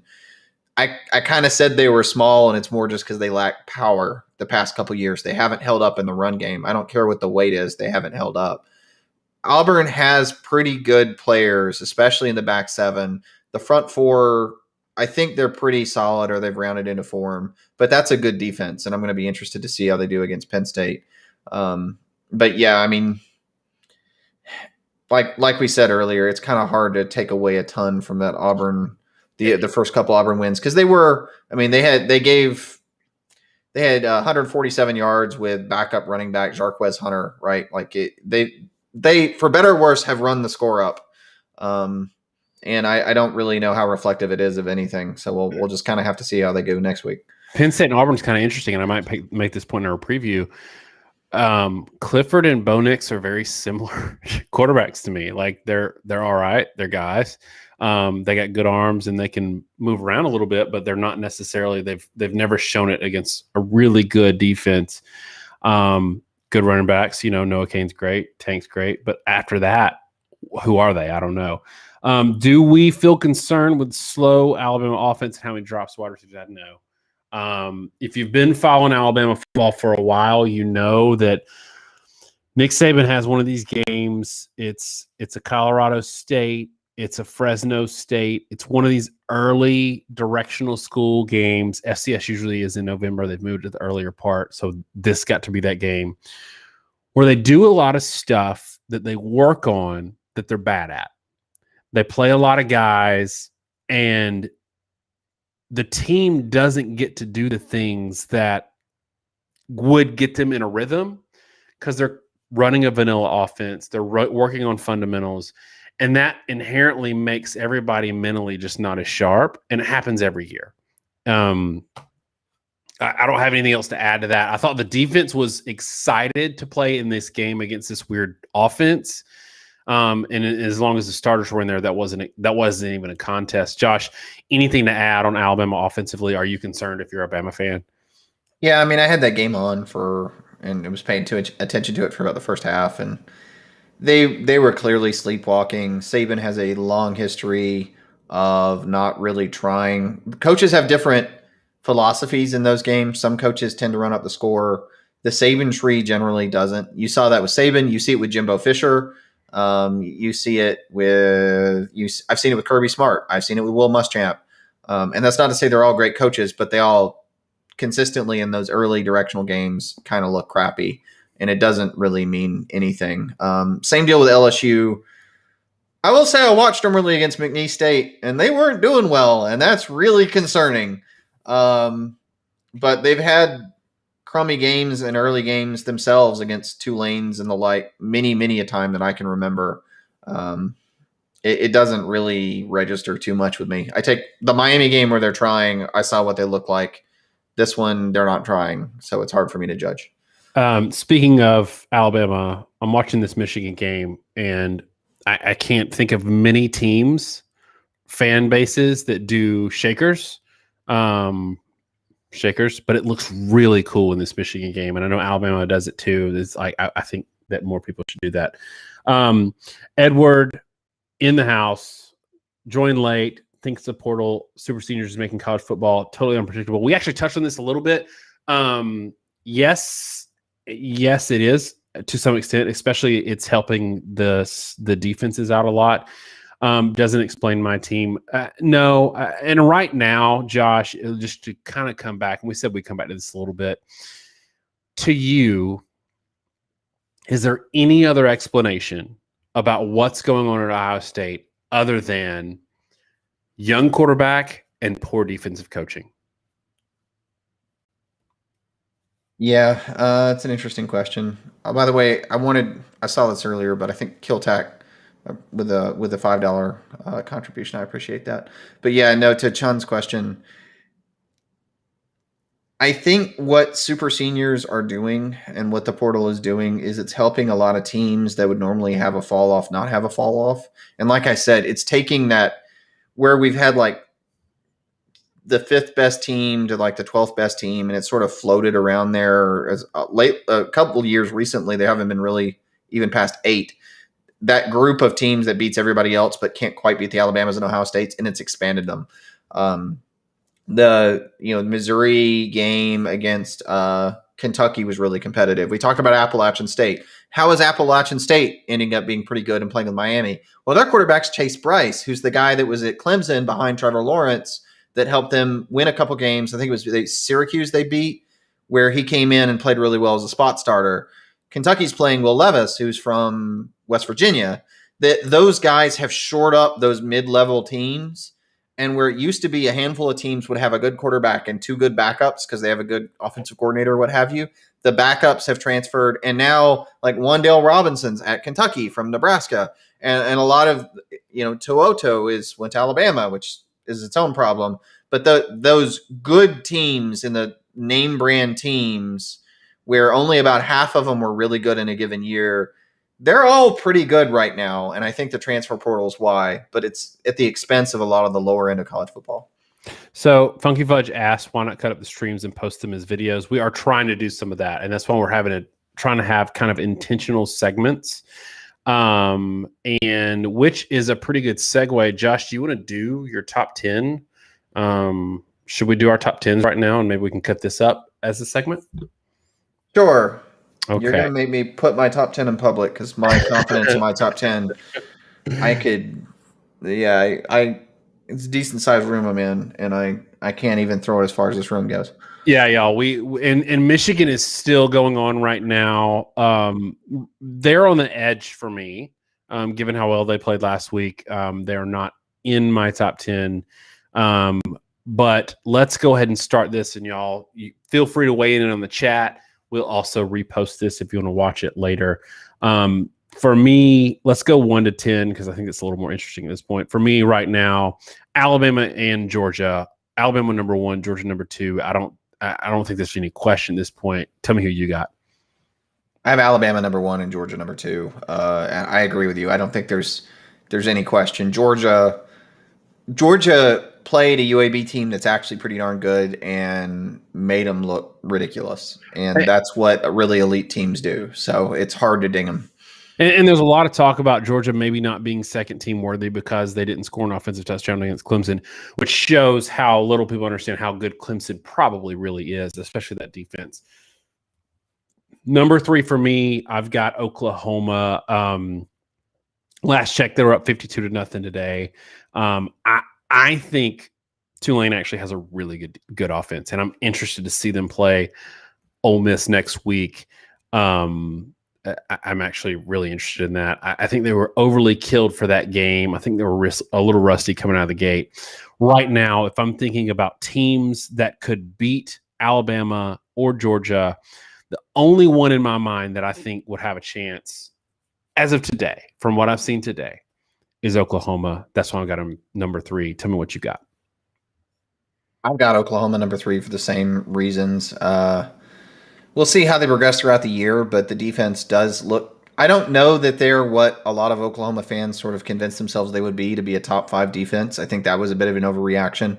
But I think they're a pretty good defense. I don't think they're bad. And the offense still is capable of being at an extremely elite level. They're just inconsistent. But that's still easily enough for them to be number 3 in my mind. And I'm actually I'm going to warn Daniel because I'm going to change my top 10 right now. That's how how inconsistent I am with this. Y'all, this is really hard. And it's a little bit easier for us the way we do it because we don't have to be beholden to any preseason rankings or any last week rankings. We basically do it. How do you think this team would fare versus the teams behind them and ahead of them? And that's how we go. We give credit for resume too, but not as much as maybe like we don't just look at win-loss records. Number 4, I've got Clemson. A lot of people really dumped Clemson. A lot of AP voters did. And it's that binary thing of like, they have a loss and all these other teams don't have a loss. Okay. Texas A&M doesn't have a loss right now. Does anybody think Texas A&M would beat Clemson today? There will be a ton of AP voters who have Texas A&M ahead of Clemson because they managed to squeak out a 10-7 win over Colorado. It just means that you're giving them credit for having not played Georgia yet. So that's who I've got at number 4. Give me your number 4. My number 4 is also Clemson. Same reason. If you lost to number 2, and I think you're almost as good as number 2, and I don't think the people behind you would beat number 2, I'm not going to drop you. And especially when it's Alabama, Georgia, what Ohio State normally is, almost everybody in the country will lose to those teams almost every time. And if you're good enough to actually go into a game and be toe-to-toe with them, I don't really care that you lost a close game to Georgia because right now there aren't many teams in the country that could play with Georgia for 4 quarters. So, yeah, I have no problem with them being 4th. Yeah, and that's counter to a lot of what people think because they want to put a team somewhere based on win-loss records. Right next to them, I have Oregon. And this is one I'm really, if I'm being honest, y'all, and you let me know in the comments, this is probably a little recency bias. Like I've got Oregon over a lot of teams and pretty high based on their win today, but it's based on a win over a team that right now has got an identity crisis and is not playing great football, if I'm being totally honest. And I'm not sure if I'm picking Oregon over a Cincinnati or an Ole Miss if they play tomorrow. But for now, I have them there. And I feel like it maybe I'm over rewarding the win, but that's where I got them. Who you got number 5? I've got Oregon number 5. I don't think there are that many teams, though, that would roll out and beat Ohio State the way they did. And they did it without their 2 best defensive players, too. And I'm kind of squishy on how much I give you or don't give you credit on injured guys.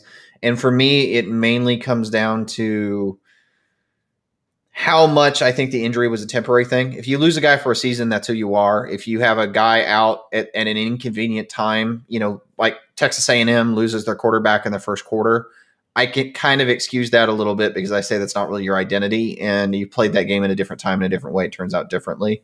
I think Oregon is going to be a substantially better team if and when Flo and Thibodeau are healthy. And I think that's a really underrated point about the Ohio State game is that Oregon was hamstrung and won the game. And I know the announcers talked about it a lot, but Thibodeau, Will Anderson or Thibodeau is probably the best player, a defensive player in the country. And it's probably Thibodeau. He's really, really, really good. And Flo is also easily one of the best inside linebackers in the country. And that almost changes the complexion of their defense, and they weren't there. So I don't really have a huge issue with them being 5th, even though I still have major concerns. Their offense is bad enough that I could easily see them losing a stupid game because they just fall flat in a random game that somebody, is able to stuff the run.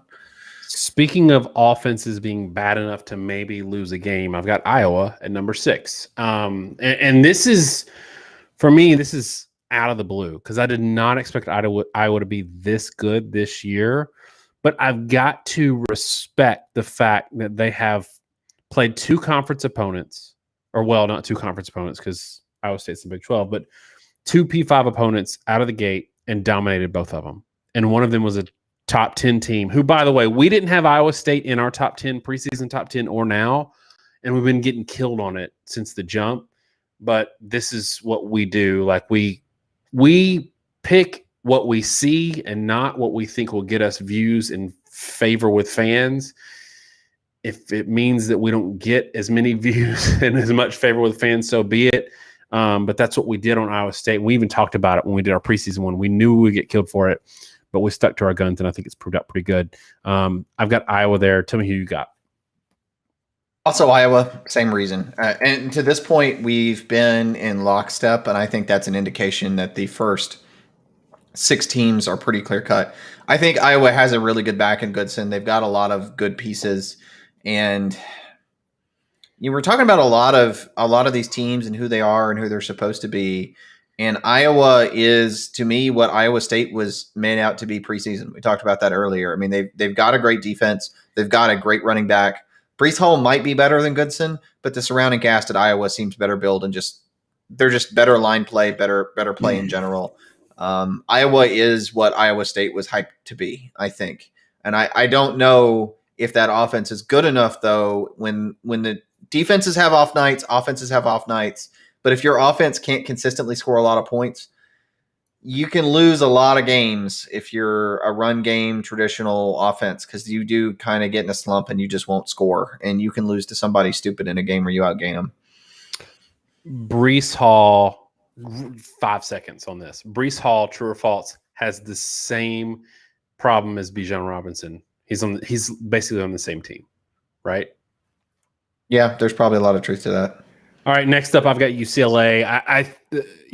We picked UCLA to beat LSU, took a lot of heat for it. But we thought some good about UCLA, and 2, some bad about LSU. But I think UCLA looked pretty good. They had a physical game against LSU, or they were physical against LSU. I still think that I've got some concerns with them at quarterback, but for now, based on, and this is where I am with my top 10, and I got them at 7. Everybody else is stubbing their toe or has major flaws. So, I mean, it's really hard to put teams here, but that's where I've got them, and I imagine I'll have to shuffle it a lot throughout the year. This is where we start to diverge. And finally, yeah, I think 7th and on is really hard, guys. There are about a dozen teams I considered for. I don't know. Were you in the same boat? There were really about 12 teams I considered for 7 to 10. And my problem with UCLA is, like I said, LSU does this a lot. I watched the first half of LSU McNeese State. I'm sure many people didn't. For most of the day, I had 5 games going in my basement at once. So I watch, and I'm flipping channels on the ones I'm watching. I watch a lot of football at one time.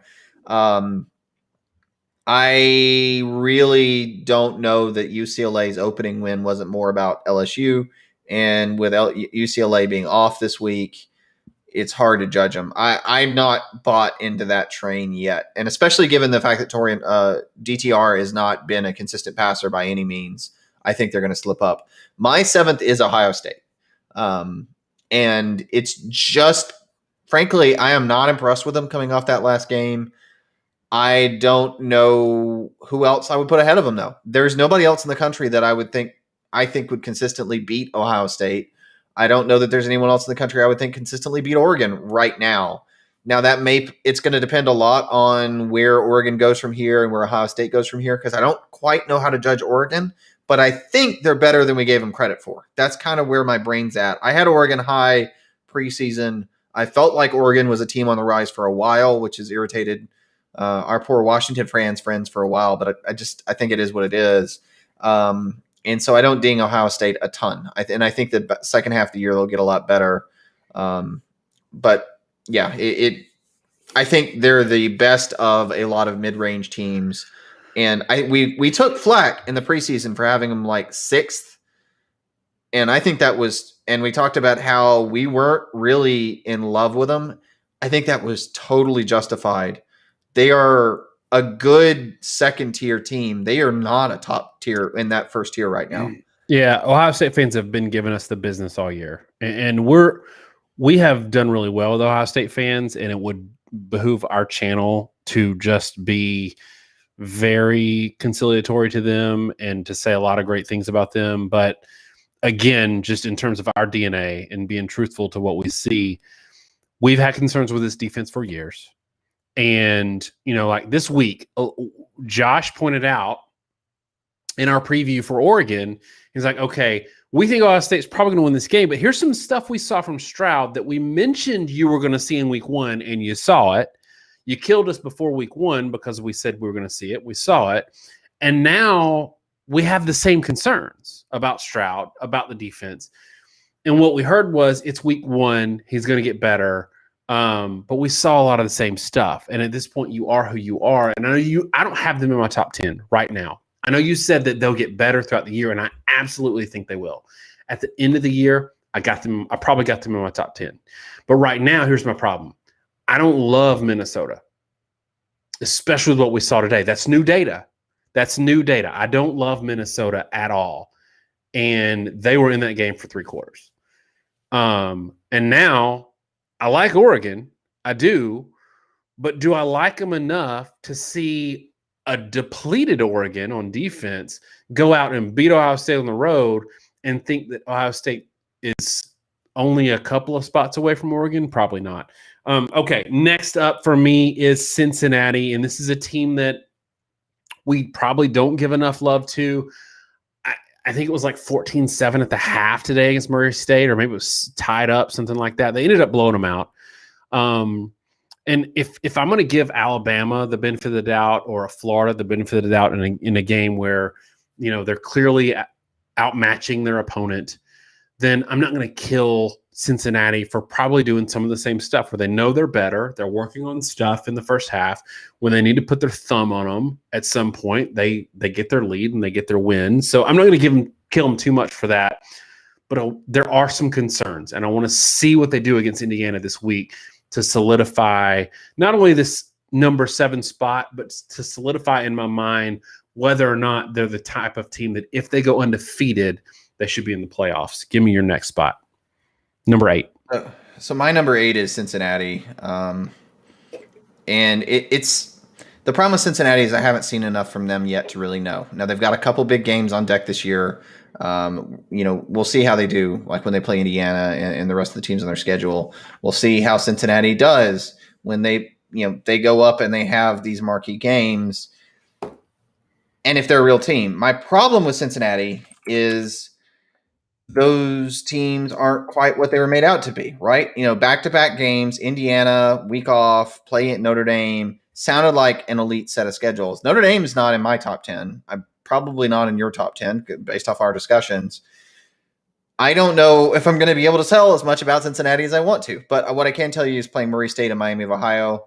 Miami, it doesn't tell me much. Now, they beat Miami of Ohio 49-14, and Minnesota just beat Miami of Ohio by 5. That's meaningful data, given what little we have in the season. Transitive property isn't a real deal. I get that. It doesn't really work ever in college football. But when you have just a couple data points, you have to take what you can get. And they totally outclassed Miami of Ohio, where Minnesota looked really even with them. So that says a lot. And I'm going to backtrack just for a second. And you mentioned like kind of saying maybe I'm being too beneficial to Ohio State. And I think that maybe is true. I talked a lot. That Oregon game was really interesting to me because one of Ohio State's early touchdowns, Oregon was playing cover 0. They were daring Stroud to throw the ball. And I know Stroud has a good stat line, but it was the same thing I saw and talked about in the Minnesota game. Teams are taking away the run as much as possible, and they are giving up chunk plays to Stroud and just saying, can you do it enough to win? I just don't think many teams can do that on a consistent basis. And when you talk about like Cincinnati versus Ohio State and playing Oregon, there are things when you're Cincinnati you can do because another team can't ever really take away everything you're good at without totally breaking. When you're Ohio State playing in Oregon, Oregon can defend you in cover 0 and not give up a touchdown every other play. And that's the difference is, there were some big scores from Stroud and his stat line looks good and I can be critical, but Oregon is good enough to kind of keep it in check. And when they blew coverage, Stroud took advantage. A lot of other teams are going to blow coverage every play when they play Wilson and Olave.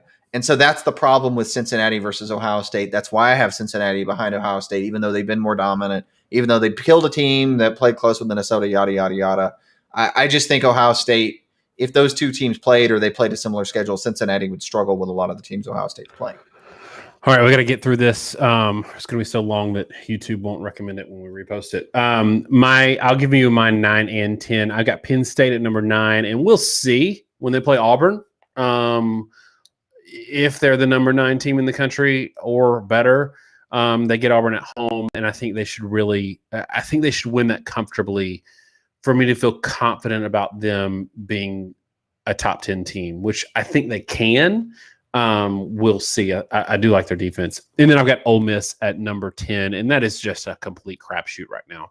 Like, I don't know who to put there, y'all. I don't know what Ole Miss is going to be. I know that they don't have a defense. But who else are you going to put there, right? Like Notre Dame, who had to literally needed a come-from-behind win with 1:09 left on the clock to beat Toledo.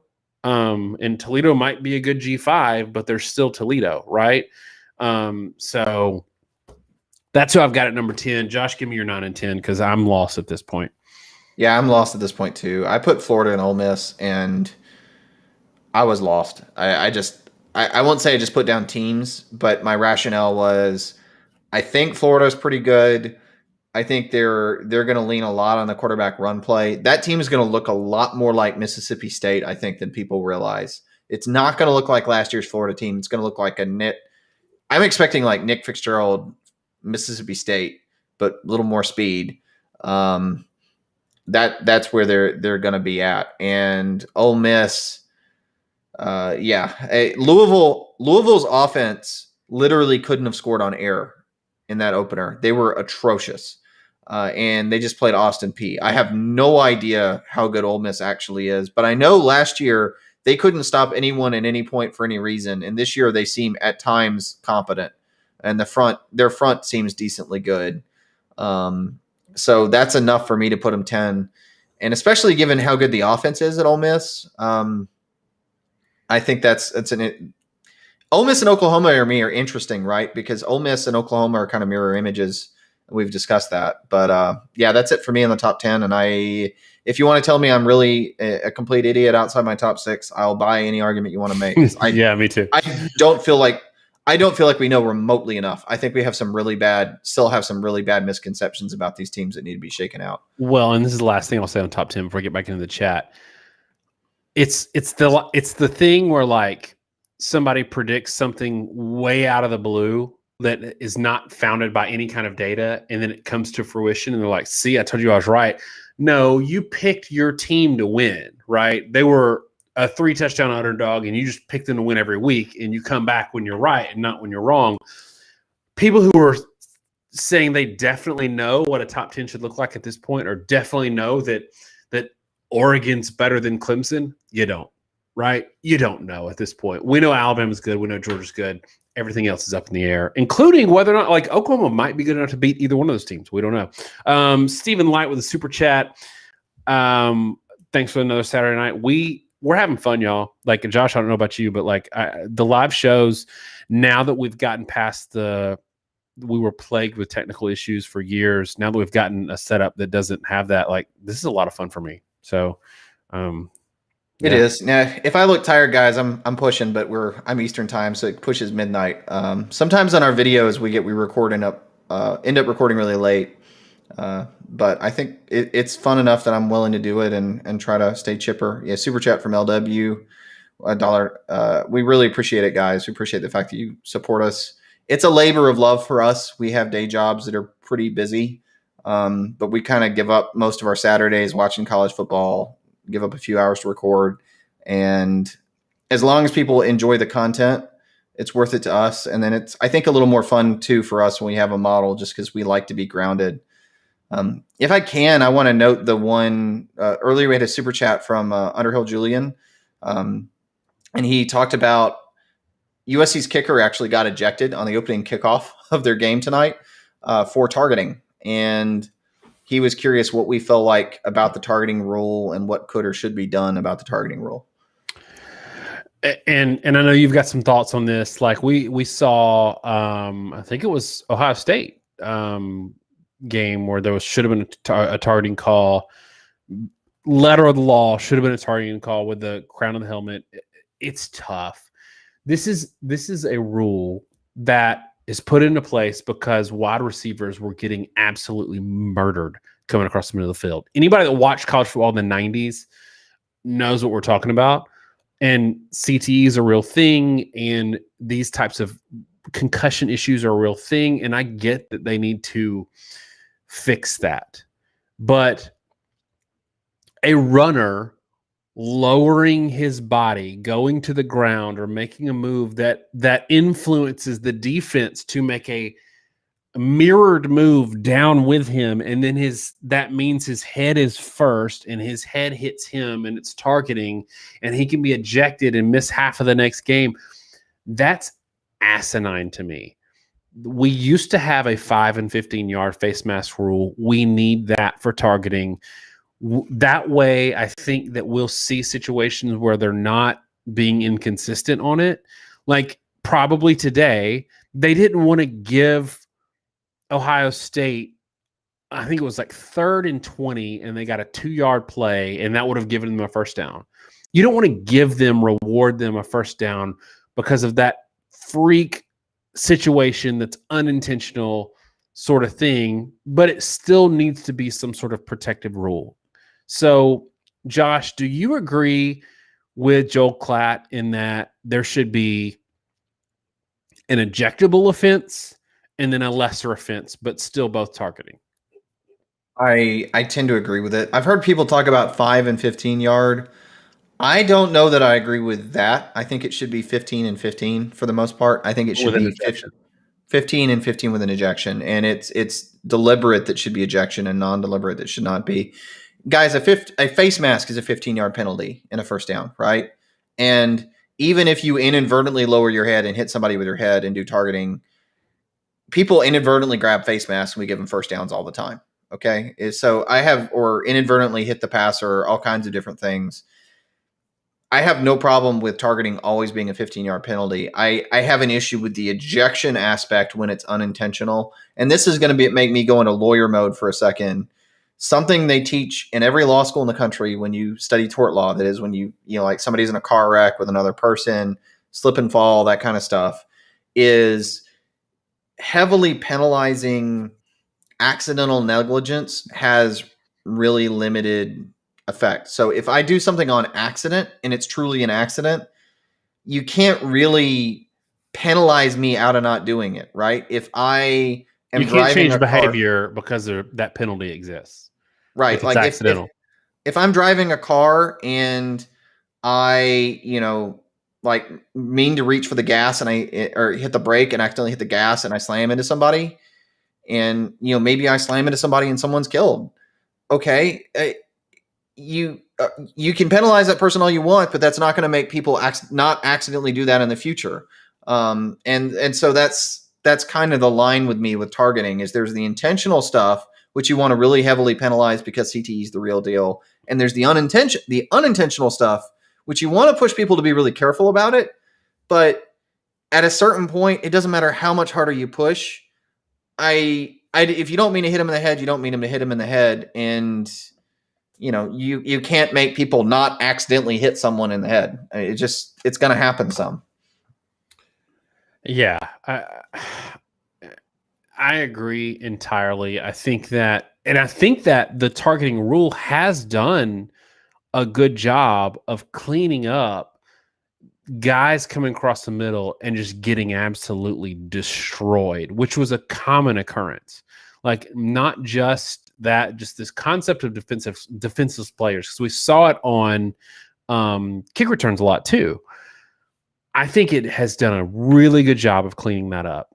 I think where we're at now is that we've almost overcorrected and we're influencing the game in a way that's potentially pretty bad. Like we've seen, to your point on 15-yard penalties, we've seen bad hands to the face calls. We've seen bad face mask calls that have impacted the game.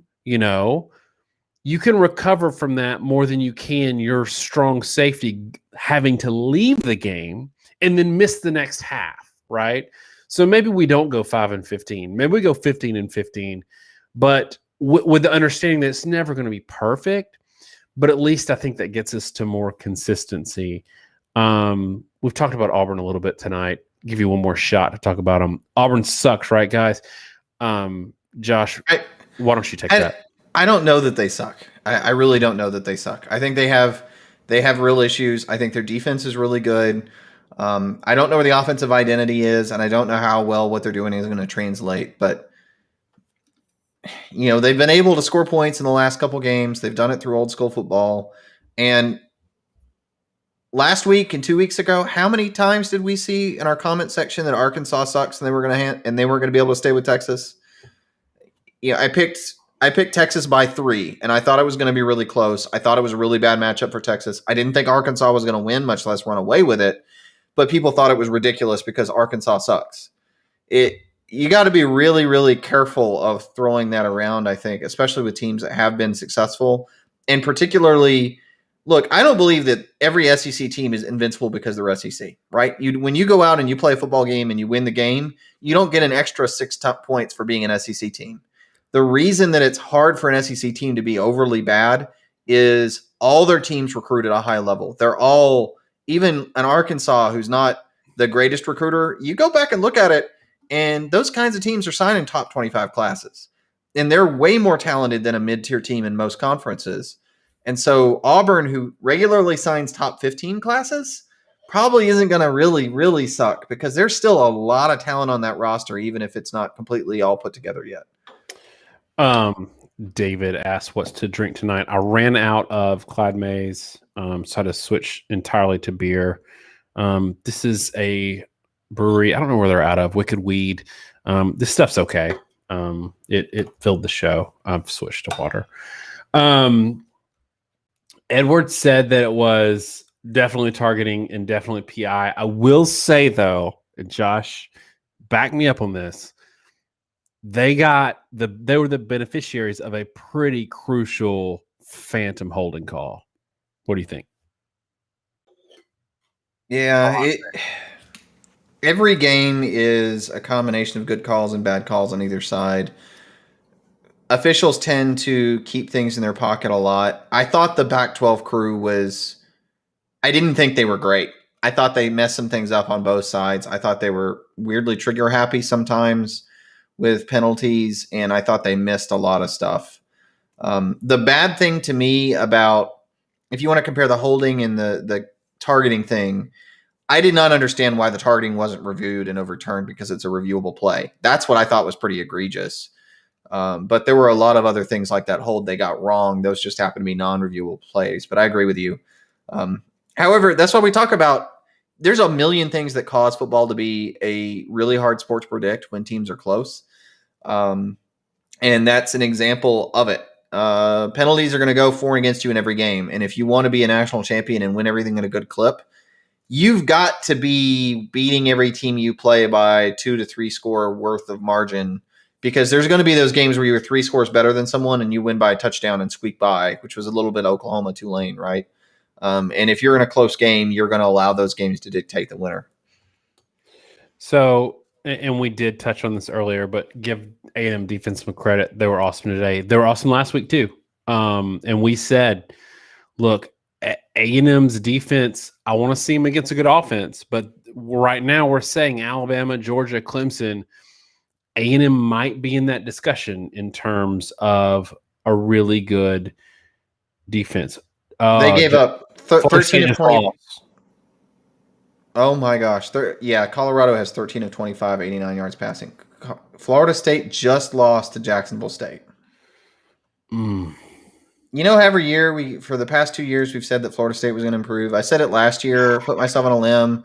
COVID hit. I felt justified in that because they had a new coach in COVID. Yeah, that's a disaster. Look, at least this year, Pate is in the boat with us, talking about how they're going to be good this year. I think Norvell's a good coach, and I think that Notre Dame game probably took everything they had out of them. But come on, this they is beat the them on point a Hail Mary. Oh, it's tough. Still, it's the point I just made. It's the point I just made. If you're in a game where you're up 3 on somebody, you're going to let that one play win. And that's why you can't afford to have margins that narrow. Jacksonville State had a pretty good amount of yards, 242 yards passing, again, that kind of gives you some real concerns about Notre Dame that they move the ball well.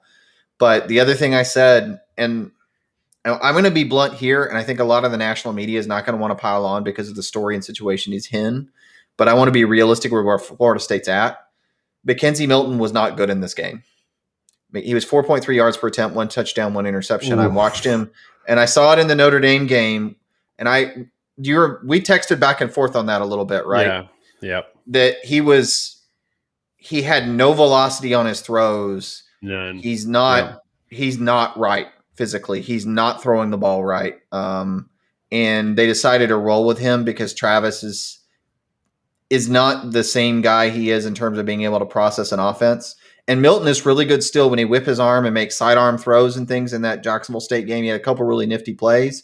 But throwing down the field where it's about rotating your body with power, it's really unfortunate. But I think that injury has left a really lasting impact. And I think they're going to have to seriously reevaluate the quarterback position again. And I think they're going to end up having to slide back to Travis because even if he's not a good passer, Corbin ran for 7.3 yards per carry, and they, as a team, ran for over 5.5. They should have been able to run the ball well enough to beat Jacksonville State. And Travis can move too. That guy can scoot. Our top 5 defenses, it's got to be Alabama, Georgia. I would say Clemson, Penn State. Iowa, Penn State. Yeah, right now. That's. I didn't feel like there was a huge gap between Penn State and Wisconsin, honestly, on defense. No. And Penn State was a little more opportunistic. And yeah, Oregon, when they get fully healthy, probably ought to be in that conversation. Yeah. And so far, Michigan's been pretty. They haven't played offensive juggernauts, but they've looked pretty good. Well, you know what we just did? We just dissed A&M again. What is that? I've said A&M I want to see them play an offense first. I don't know that they're a top 5 defense. They could be. I'm not saying they're not. I'm saying I want to see them play an offense first. So Funky Fudge is calling me out saying he remembers, or she, I don't know if you are a he or a she, remembers someone saying Sark as a coach, they want to coach their team out of all of the coaches out there. No, I said for Texas, of the available coaches, because I wouldn't take Sark over Saban or Dabo or Ryan Day, but out of the available coaches looking for head coaching jobs last year, I thought it was the best hire Texas could have made. And I stand by that. Just because they lost to Arkansas, I didn't say they were going to be good this year. I said next year they were going to contend for the Big 12 championship. Give the guy more than one offseason, like to get a team together. I don't think Herman left that program in great shape. What do you think, Josh? Yeah, no, it's easy to blame Sark and talk about him as a play caller and all. In that Arkansas game, I didn't see Texas being nearly as boneheaded as they were the past couple years. They weren't making as many stupid mistakes. What I saw was a Texas team that was getting mauled at the line of scrimmage. You can't fix that in a year, period. Same deal with Florida State and Jacksonville State. It's going to take Norvell a couple of years to repair what is a really horrendous state of line play there. And Sark's in the same boat. But I think what both of us were saying at the time with Sark is he's still pretty young. I think he's really innovative. I think his best years of coaching are ahead of him. And they're going to get better. And again, we don't know if Arkansas is a pretty good team. That's not – people are just going to assume that's a horrendous loss, but maybe it's not. I mean, I don't think it's outside the realm of possibility that Arkansas finishes second in the SEC West. I don't think it's outside the realm of possibility. One we didn't even touch on, Kentucky. I think Kentucky might be really, really good. And if Arkansas and Kentucky might be the second best team in the West and the East, for all we know. A lot of people were high on Missouri. They was a close game with Missouri. A lot of people thought they were an up-and-coming team. So I think it's really easy to overreact at this point in the year, and especially it's easy to overreact in a coach's first year on the job. Someone said Texas couldn't run a 3-man front. That was weird to me, and that was called out multiple times in the broadcast. Arkansas was putting 5 in the box and dominating the Texas offensive line, which should never happen. But we did talk about that earlier, about how it was wild how Arkansas dominated that game physically. People they're arguing about Georgia's defense and Alabama's defense, which one's better. With a healthy Will Anderson, who are you giving that to?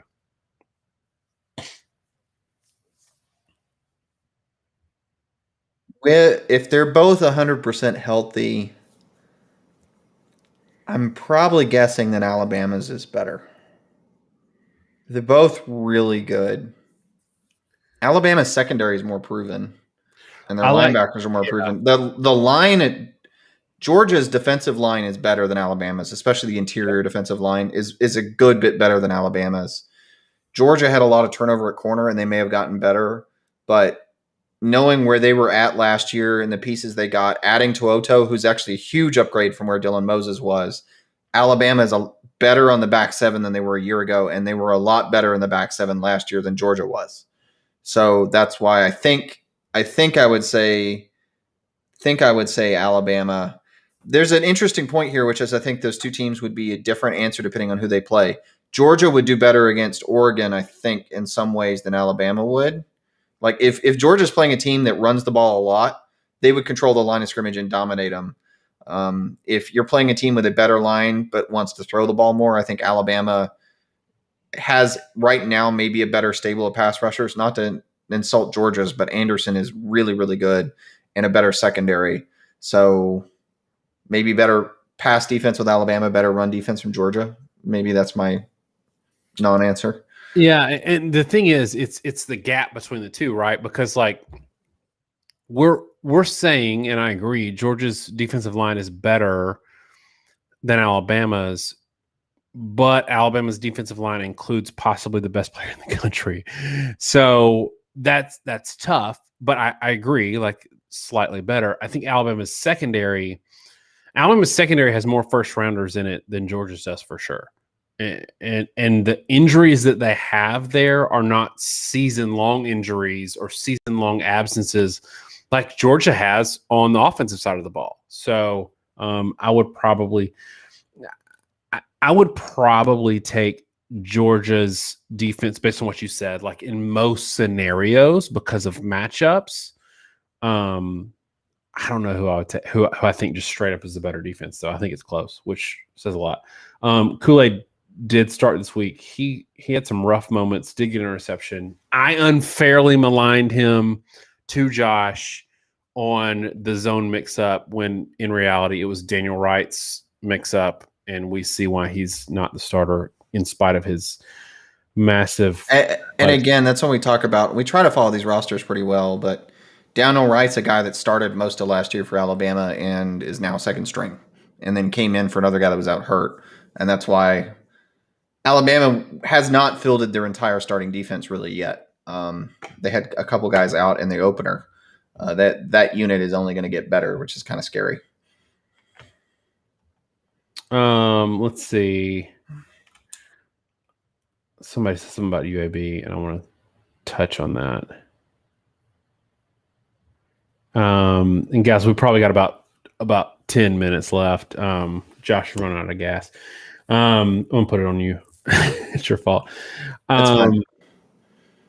We're old guys. I don't look super young, but I'm a little older than I look. We're not super young. I can't stay up like I used to. I'm 41. I'll tell everybody. I'm not scared. So let's see. We're crazy. What? This is funny. Y'all are crazy. We have two deep filled with pass catchers on par with Will Anderson. Well, Will Anderson is a defensive end pass rusher. So maybe we're not the crazy one. So somebody asked, what's our favorite team? We're never going to tell. Although, Josh, that would probably make for a highly watched video if we announced, like if we had a video that was like, this is our favorite team, we're going to talk about it in this video, or these are our favorite teams. At some point it'll come out or we'll announce it, but my goal is that we've done this long enough that without people guessing, we're each of us went to school, that maybe when it comes out, people won't just say, like, for everything that we've ever said, oh, well, it's obvious that's why they said everything they said, or it's obvious that we'll have bias going forward, because people don't regularly guess it, and usually guess it wrong. Yeah, I mean, So, I got called out this week for being an Ohio State homer, even though our show used to be SEC fans. That's what I love about us not ever telling who our favorite team is we get called a homer of the school of whatever team we pick in every preview we do, which tells me we're doing a good job, because if nobody knows and we're constantly called different homers of different teams, that means at least our objectivity is coming through. And people are just perceiving it as bias, which I think that means we're doing our job. yeah, I mean, that's the goal. And look, we would be a lot more popular, as you said a million times, if we just talked about how every team was awesome. And this whole video was us talking about every team was awesome. And there's a lot of fan bases. There are a lot of fan bases out there that have some YouTube channels that talk about how awesome their team is at all times. And Daniel's trying to hold back a smirk. We've chosen not to do that. And it's not really so much about artistic integrity, really. It's that we feel like the best thing that we can present to people is an honest opinion, and that our content is better if, whether we're right or wrong, we try to tell you what we honestly think. Hopefully we're more right than we are wrong. I think we are. And yeah, I mean, I think that's the best we can do. Someone said that they think one of us is a Georgia guy and the other is a Florida guy. That's what I love about, like, you'll never know. But it's great that because we get called something different every week. Can I give you? I'll give people a cryptic hint that won't help you in any way whatsoever, which is that my uncle played for my alma mater's chief rival. So, I think both of us grew up with family that are fans on other sides of fences and all kinds of different teams. So I've kind of always been a pretty chill, non-vitriolic fan with other people. And now people say more Bama fans. It's all over the place. I love it. Josh, we got to get back to the questions before you go to bed. Someone said, unpopular opinion, Florida better than Georgia. Yeah, I'd say that's unpopular at this point. Yeah, Lamar Stevens, and I'm putting this to you. Over under 16 goals for Ronaldo at Man U. What do you think? Is that a soccer question? I would have absolutely no opinion whatsoever. Not that I have any problem with soccer. I just I'll explain this the way I explained it to a buddy of mine who's my brother-in-law. He's in his 20s, and he was asking me some question about the U.S. women's national team, not even in an Olympic year or a World Cup year. And I was like, look, there's going to come a time where you have children and family and work responsibilities where you cannot be obsessed about every single sport that's on TV, because that used to be me. I used to be able to tell you everything about my favorite hockey team, NBA, NFL. I grew up a Dolphins fan. I could tell you everything about all of these sports, and then life got in the way, and now I have time for college football, and that's it. I got nothing else. Well, I'm sorry, 2 sports, college football and Braves baseball, and that's it. That's all I got. So it's no knock on soccer. I know what Man U is, but that's about it for me, Josh. I don't have the bandwidth even to watch NFL on Sundays. I watch some NFL. I watch a tiny bit of college basketball, usually late in the year, and that's it. A lot of it's time. A lot of it's, weirdly, I'm a college football fan, but I haven't usually been much of a huge sports fan. But it's been time, and I've kind of hinted at it, and he's hinted at it too. Frankly, we don't just have big boy jobs. We have very time-consuming big boy jobs. It's a big deal for us to find time to do this show and do what we do, and we enjoy doing it, so we're going to keep trying to do it. But there's a lot of stuff people have asked us to do, and more videos and things, and just quite frankly, it takes as much time as we have to be able to watch enough football and do enough stuff just to be able to do this show. And if I tried to pick up another sport, I would pretty much have to cancel the show because I just wouldn't be able to stay up to speed well enough to be able to do what we do here. So we've got a chat here that, and this is the thing, like I will say that RJ and Josh Pate know our favorite teams. There's a couple of other people out there that have been great respectfully about protecting that about us. And we'll protect Pate in that way as well. I did. I may have had a text message exchange with Pate last week, asking him what basement in Ames they were holding him hostage, and if he needed us to come help him.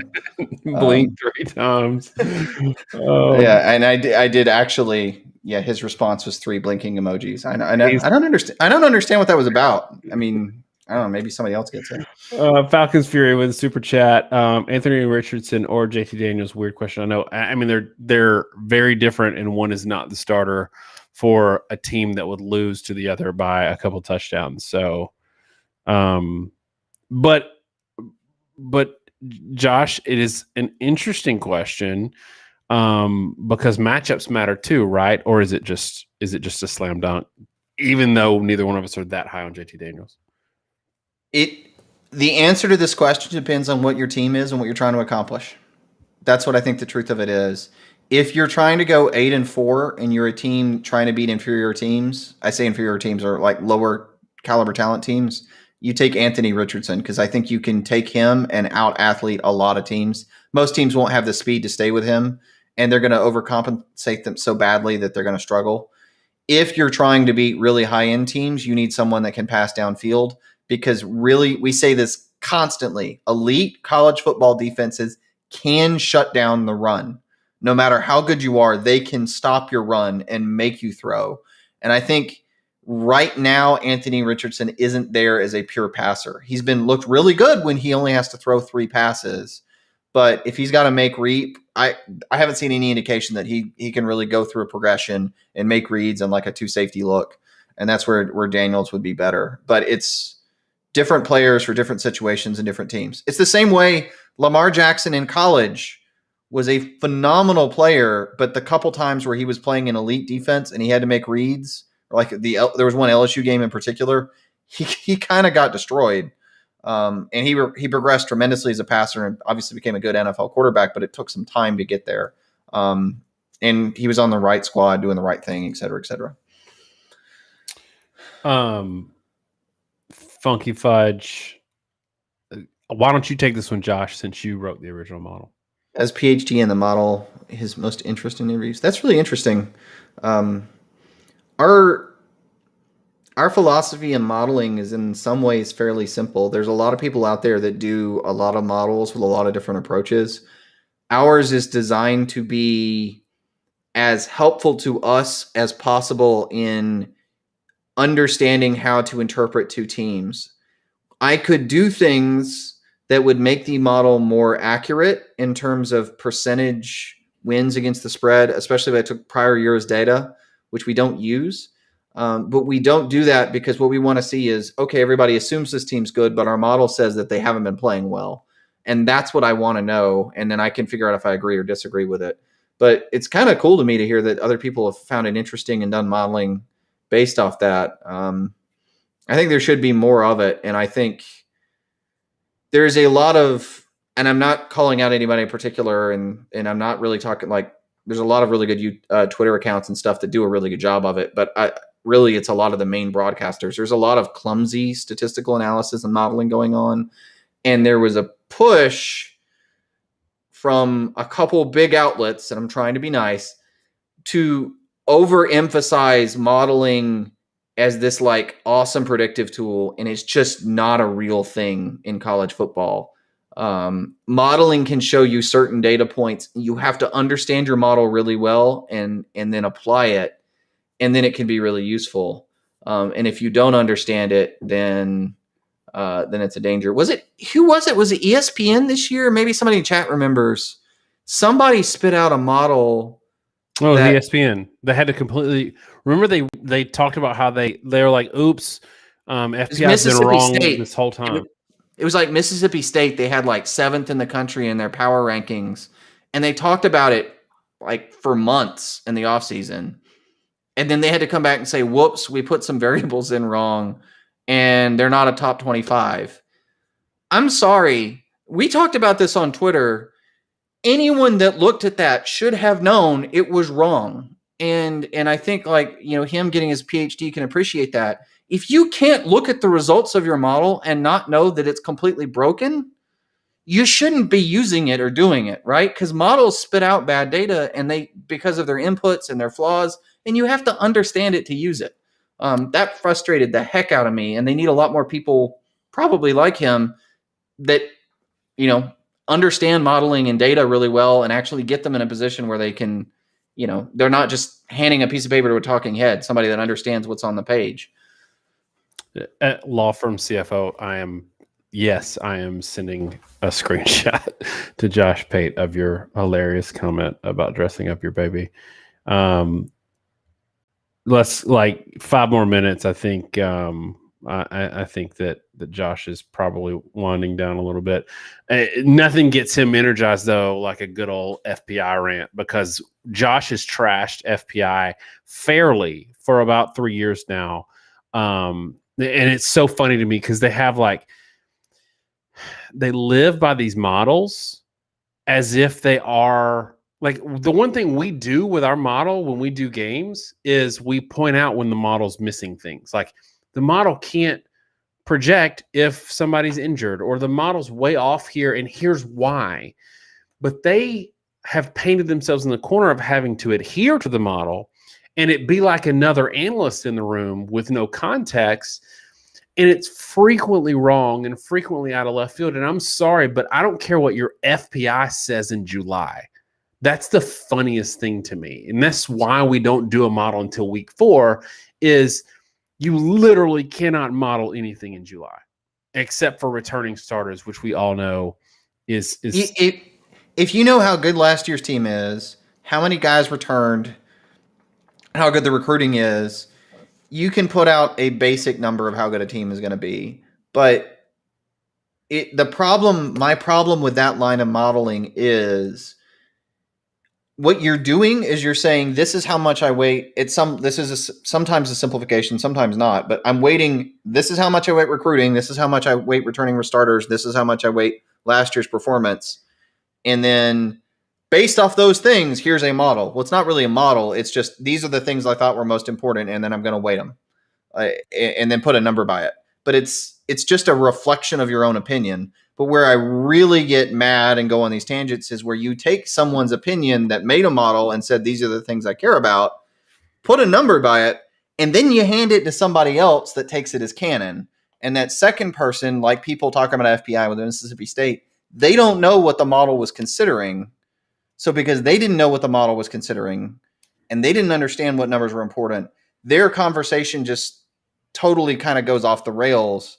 And somebody asked my opinion of SP Plus. That's not one that I'm dinging because I feel like it's one more sophisticated modeling system, but it has a lot of underlying statistics. He tries to publish a lot of those statistics, or at least he used to. I don't currently subscribe to Insider Plus. But those advanced numbers gave you a more holistic picture, but they were more a picture of team performance. Those really advanced models that have a lot more visibility are a lot more useful. Brian Fremeau and BCF Toys runs FEI, and we're friends with him on Twitter, follow him a lot. Those models are awesome. And there's some talk, just to change to one more interesting topic before you leave, Orgeron at LSU. I don't know. He's got a massive buyout. I don't know what LSU can do. Like there's a literal financial crisis in that state and at that university. Maybe probably shouldn't have built that lazy river. What do you do if you're LSU, Josh? Because we've seen with the acceleration of information around recruiting and how the momentum works now, and it's not like it was 10 years ago or even 5 years ago. Even treading water at a program can lose you heat with recruits and set you back a decade. Do you think, one, like, I know you're not high on Orgeron, neither one of us are. One, do you think he's fired this year? And two, if you're that AD and you know you got to fire him, do you go ahead and get out in front of it now so you can get the best available candidate locked in before other people start getting fired? I don't really love midseason firings because I think it leaves you listless, and often the season goes off the rails, and then you end up having a really hard time picking up the pieces afterwards because you may lose a bunch of games. Depends a little bit on who you have to back it up. If you've got someone with head coaching experience, which was the position that, Les Miles versus Orgeron or what have you, you can put somebody else in that was a head coach as the interim. It's a little better. But LSU's coaching staff is really inexperienced, and I'm not sure what would happen. We were really critical going into the year, the fact that they have coordinators that have never been coordinator before in major college football or major NFL, NFL college coordinators at LSU. You're LSU, and you don't, these guys are all promotions from weird places, from lower positions. And I have been to a lot of LSU fans' hatred and ire, and I think very justifiably, very critical of Orgeron for a long time. I don't think he manages the program or understands how to do it. And I always have believed that would lead LSU down a path of deterioration internally in terms of their systems and processes. And elite college football is not formed around being a great X and O coach or motivator, really. It's formed around creating a machinery where you get good coaches and motivators, and you plug them into that machinery to do their role around your trainers and your educators. And the biggest negative I can say for Orgeron this year is you've got your starting running back who's, as I understand it, academically ineligible. And you got one of the guys in the starting receiver rotation that's likely academically ineligible.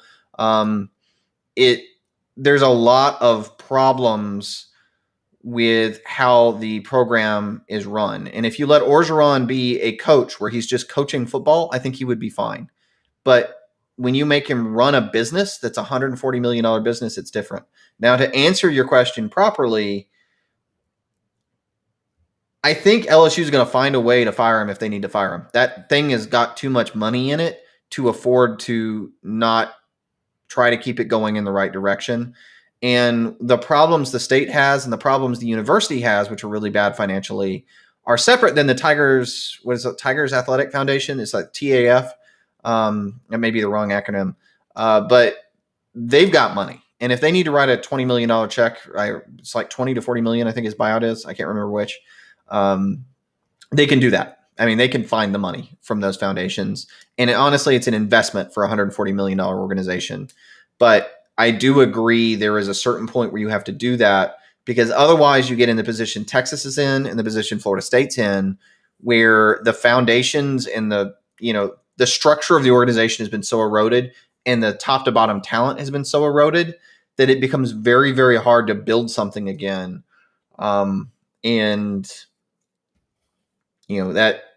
That's not a position you want to be in. And it's a position LSU was in that position for decades, clawed out of it with Saban. Saban built a structure. They've managed to hold on to it and invested.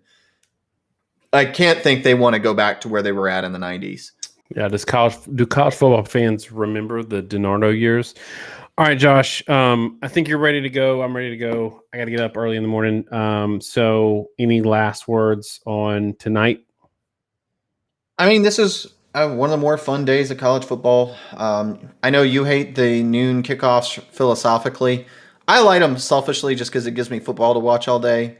And I don't know. I don't know that I buy yet. This will be 2007 college football, but I do certainly think with the losses we've had, we're in for a lot more twists and turns. And yeah, I think this is setting up to be at least much more of an eventful year than we've had in recent years. I think so too. All right, y'all. Speaking directly to the camera, just want to say thanks for coming on. It's a late night for us, but it's a late night for y'all too. And y'all are awesome in the chat, and we really appreciate it. So we will chop some of these up throughout the week, and also try to get we'll definitely get some previews out as well. I think Penn State, Auburn, Alabama, Florida, and maybe a couple others in there as well. Thanks so much, y'all. Have a great week.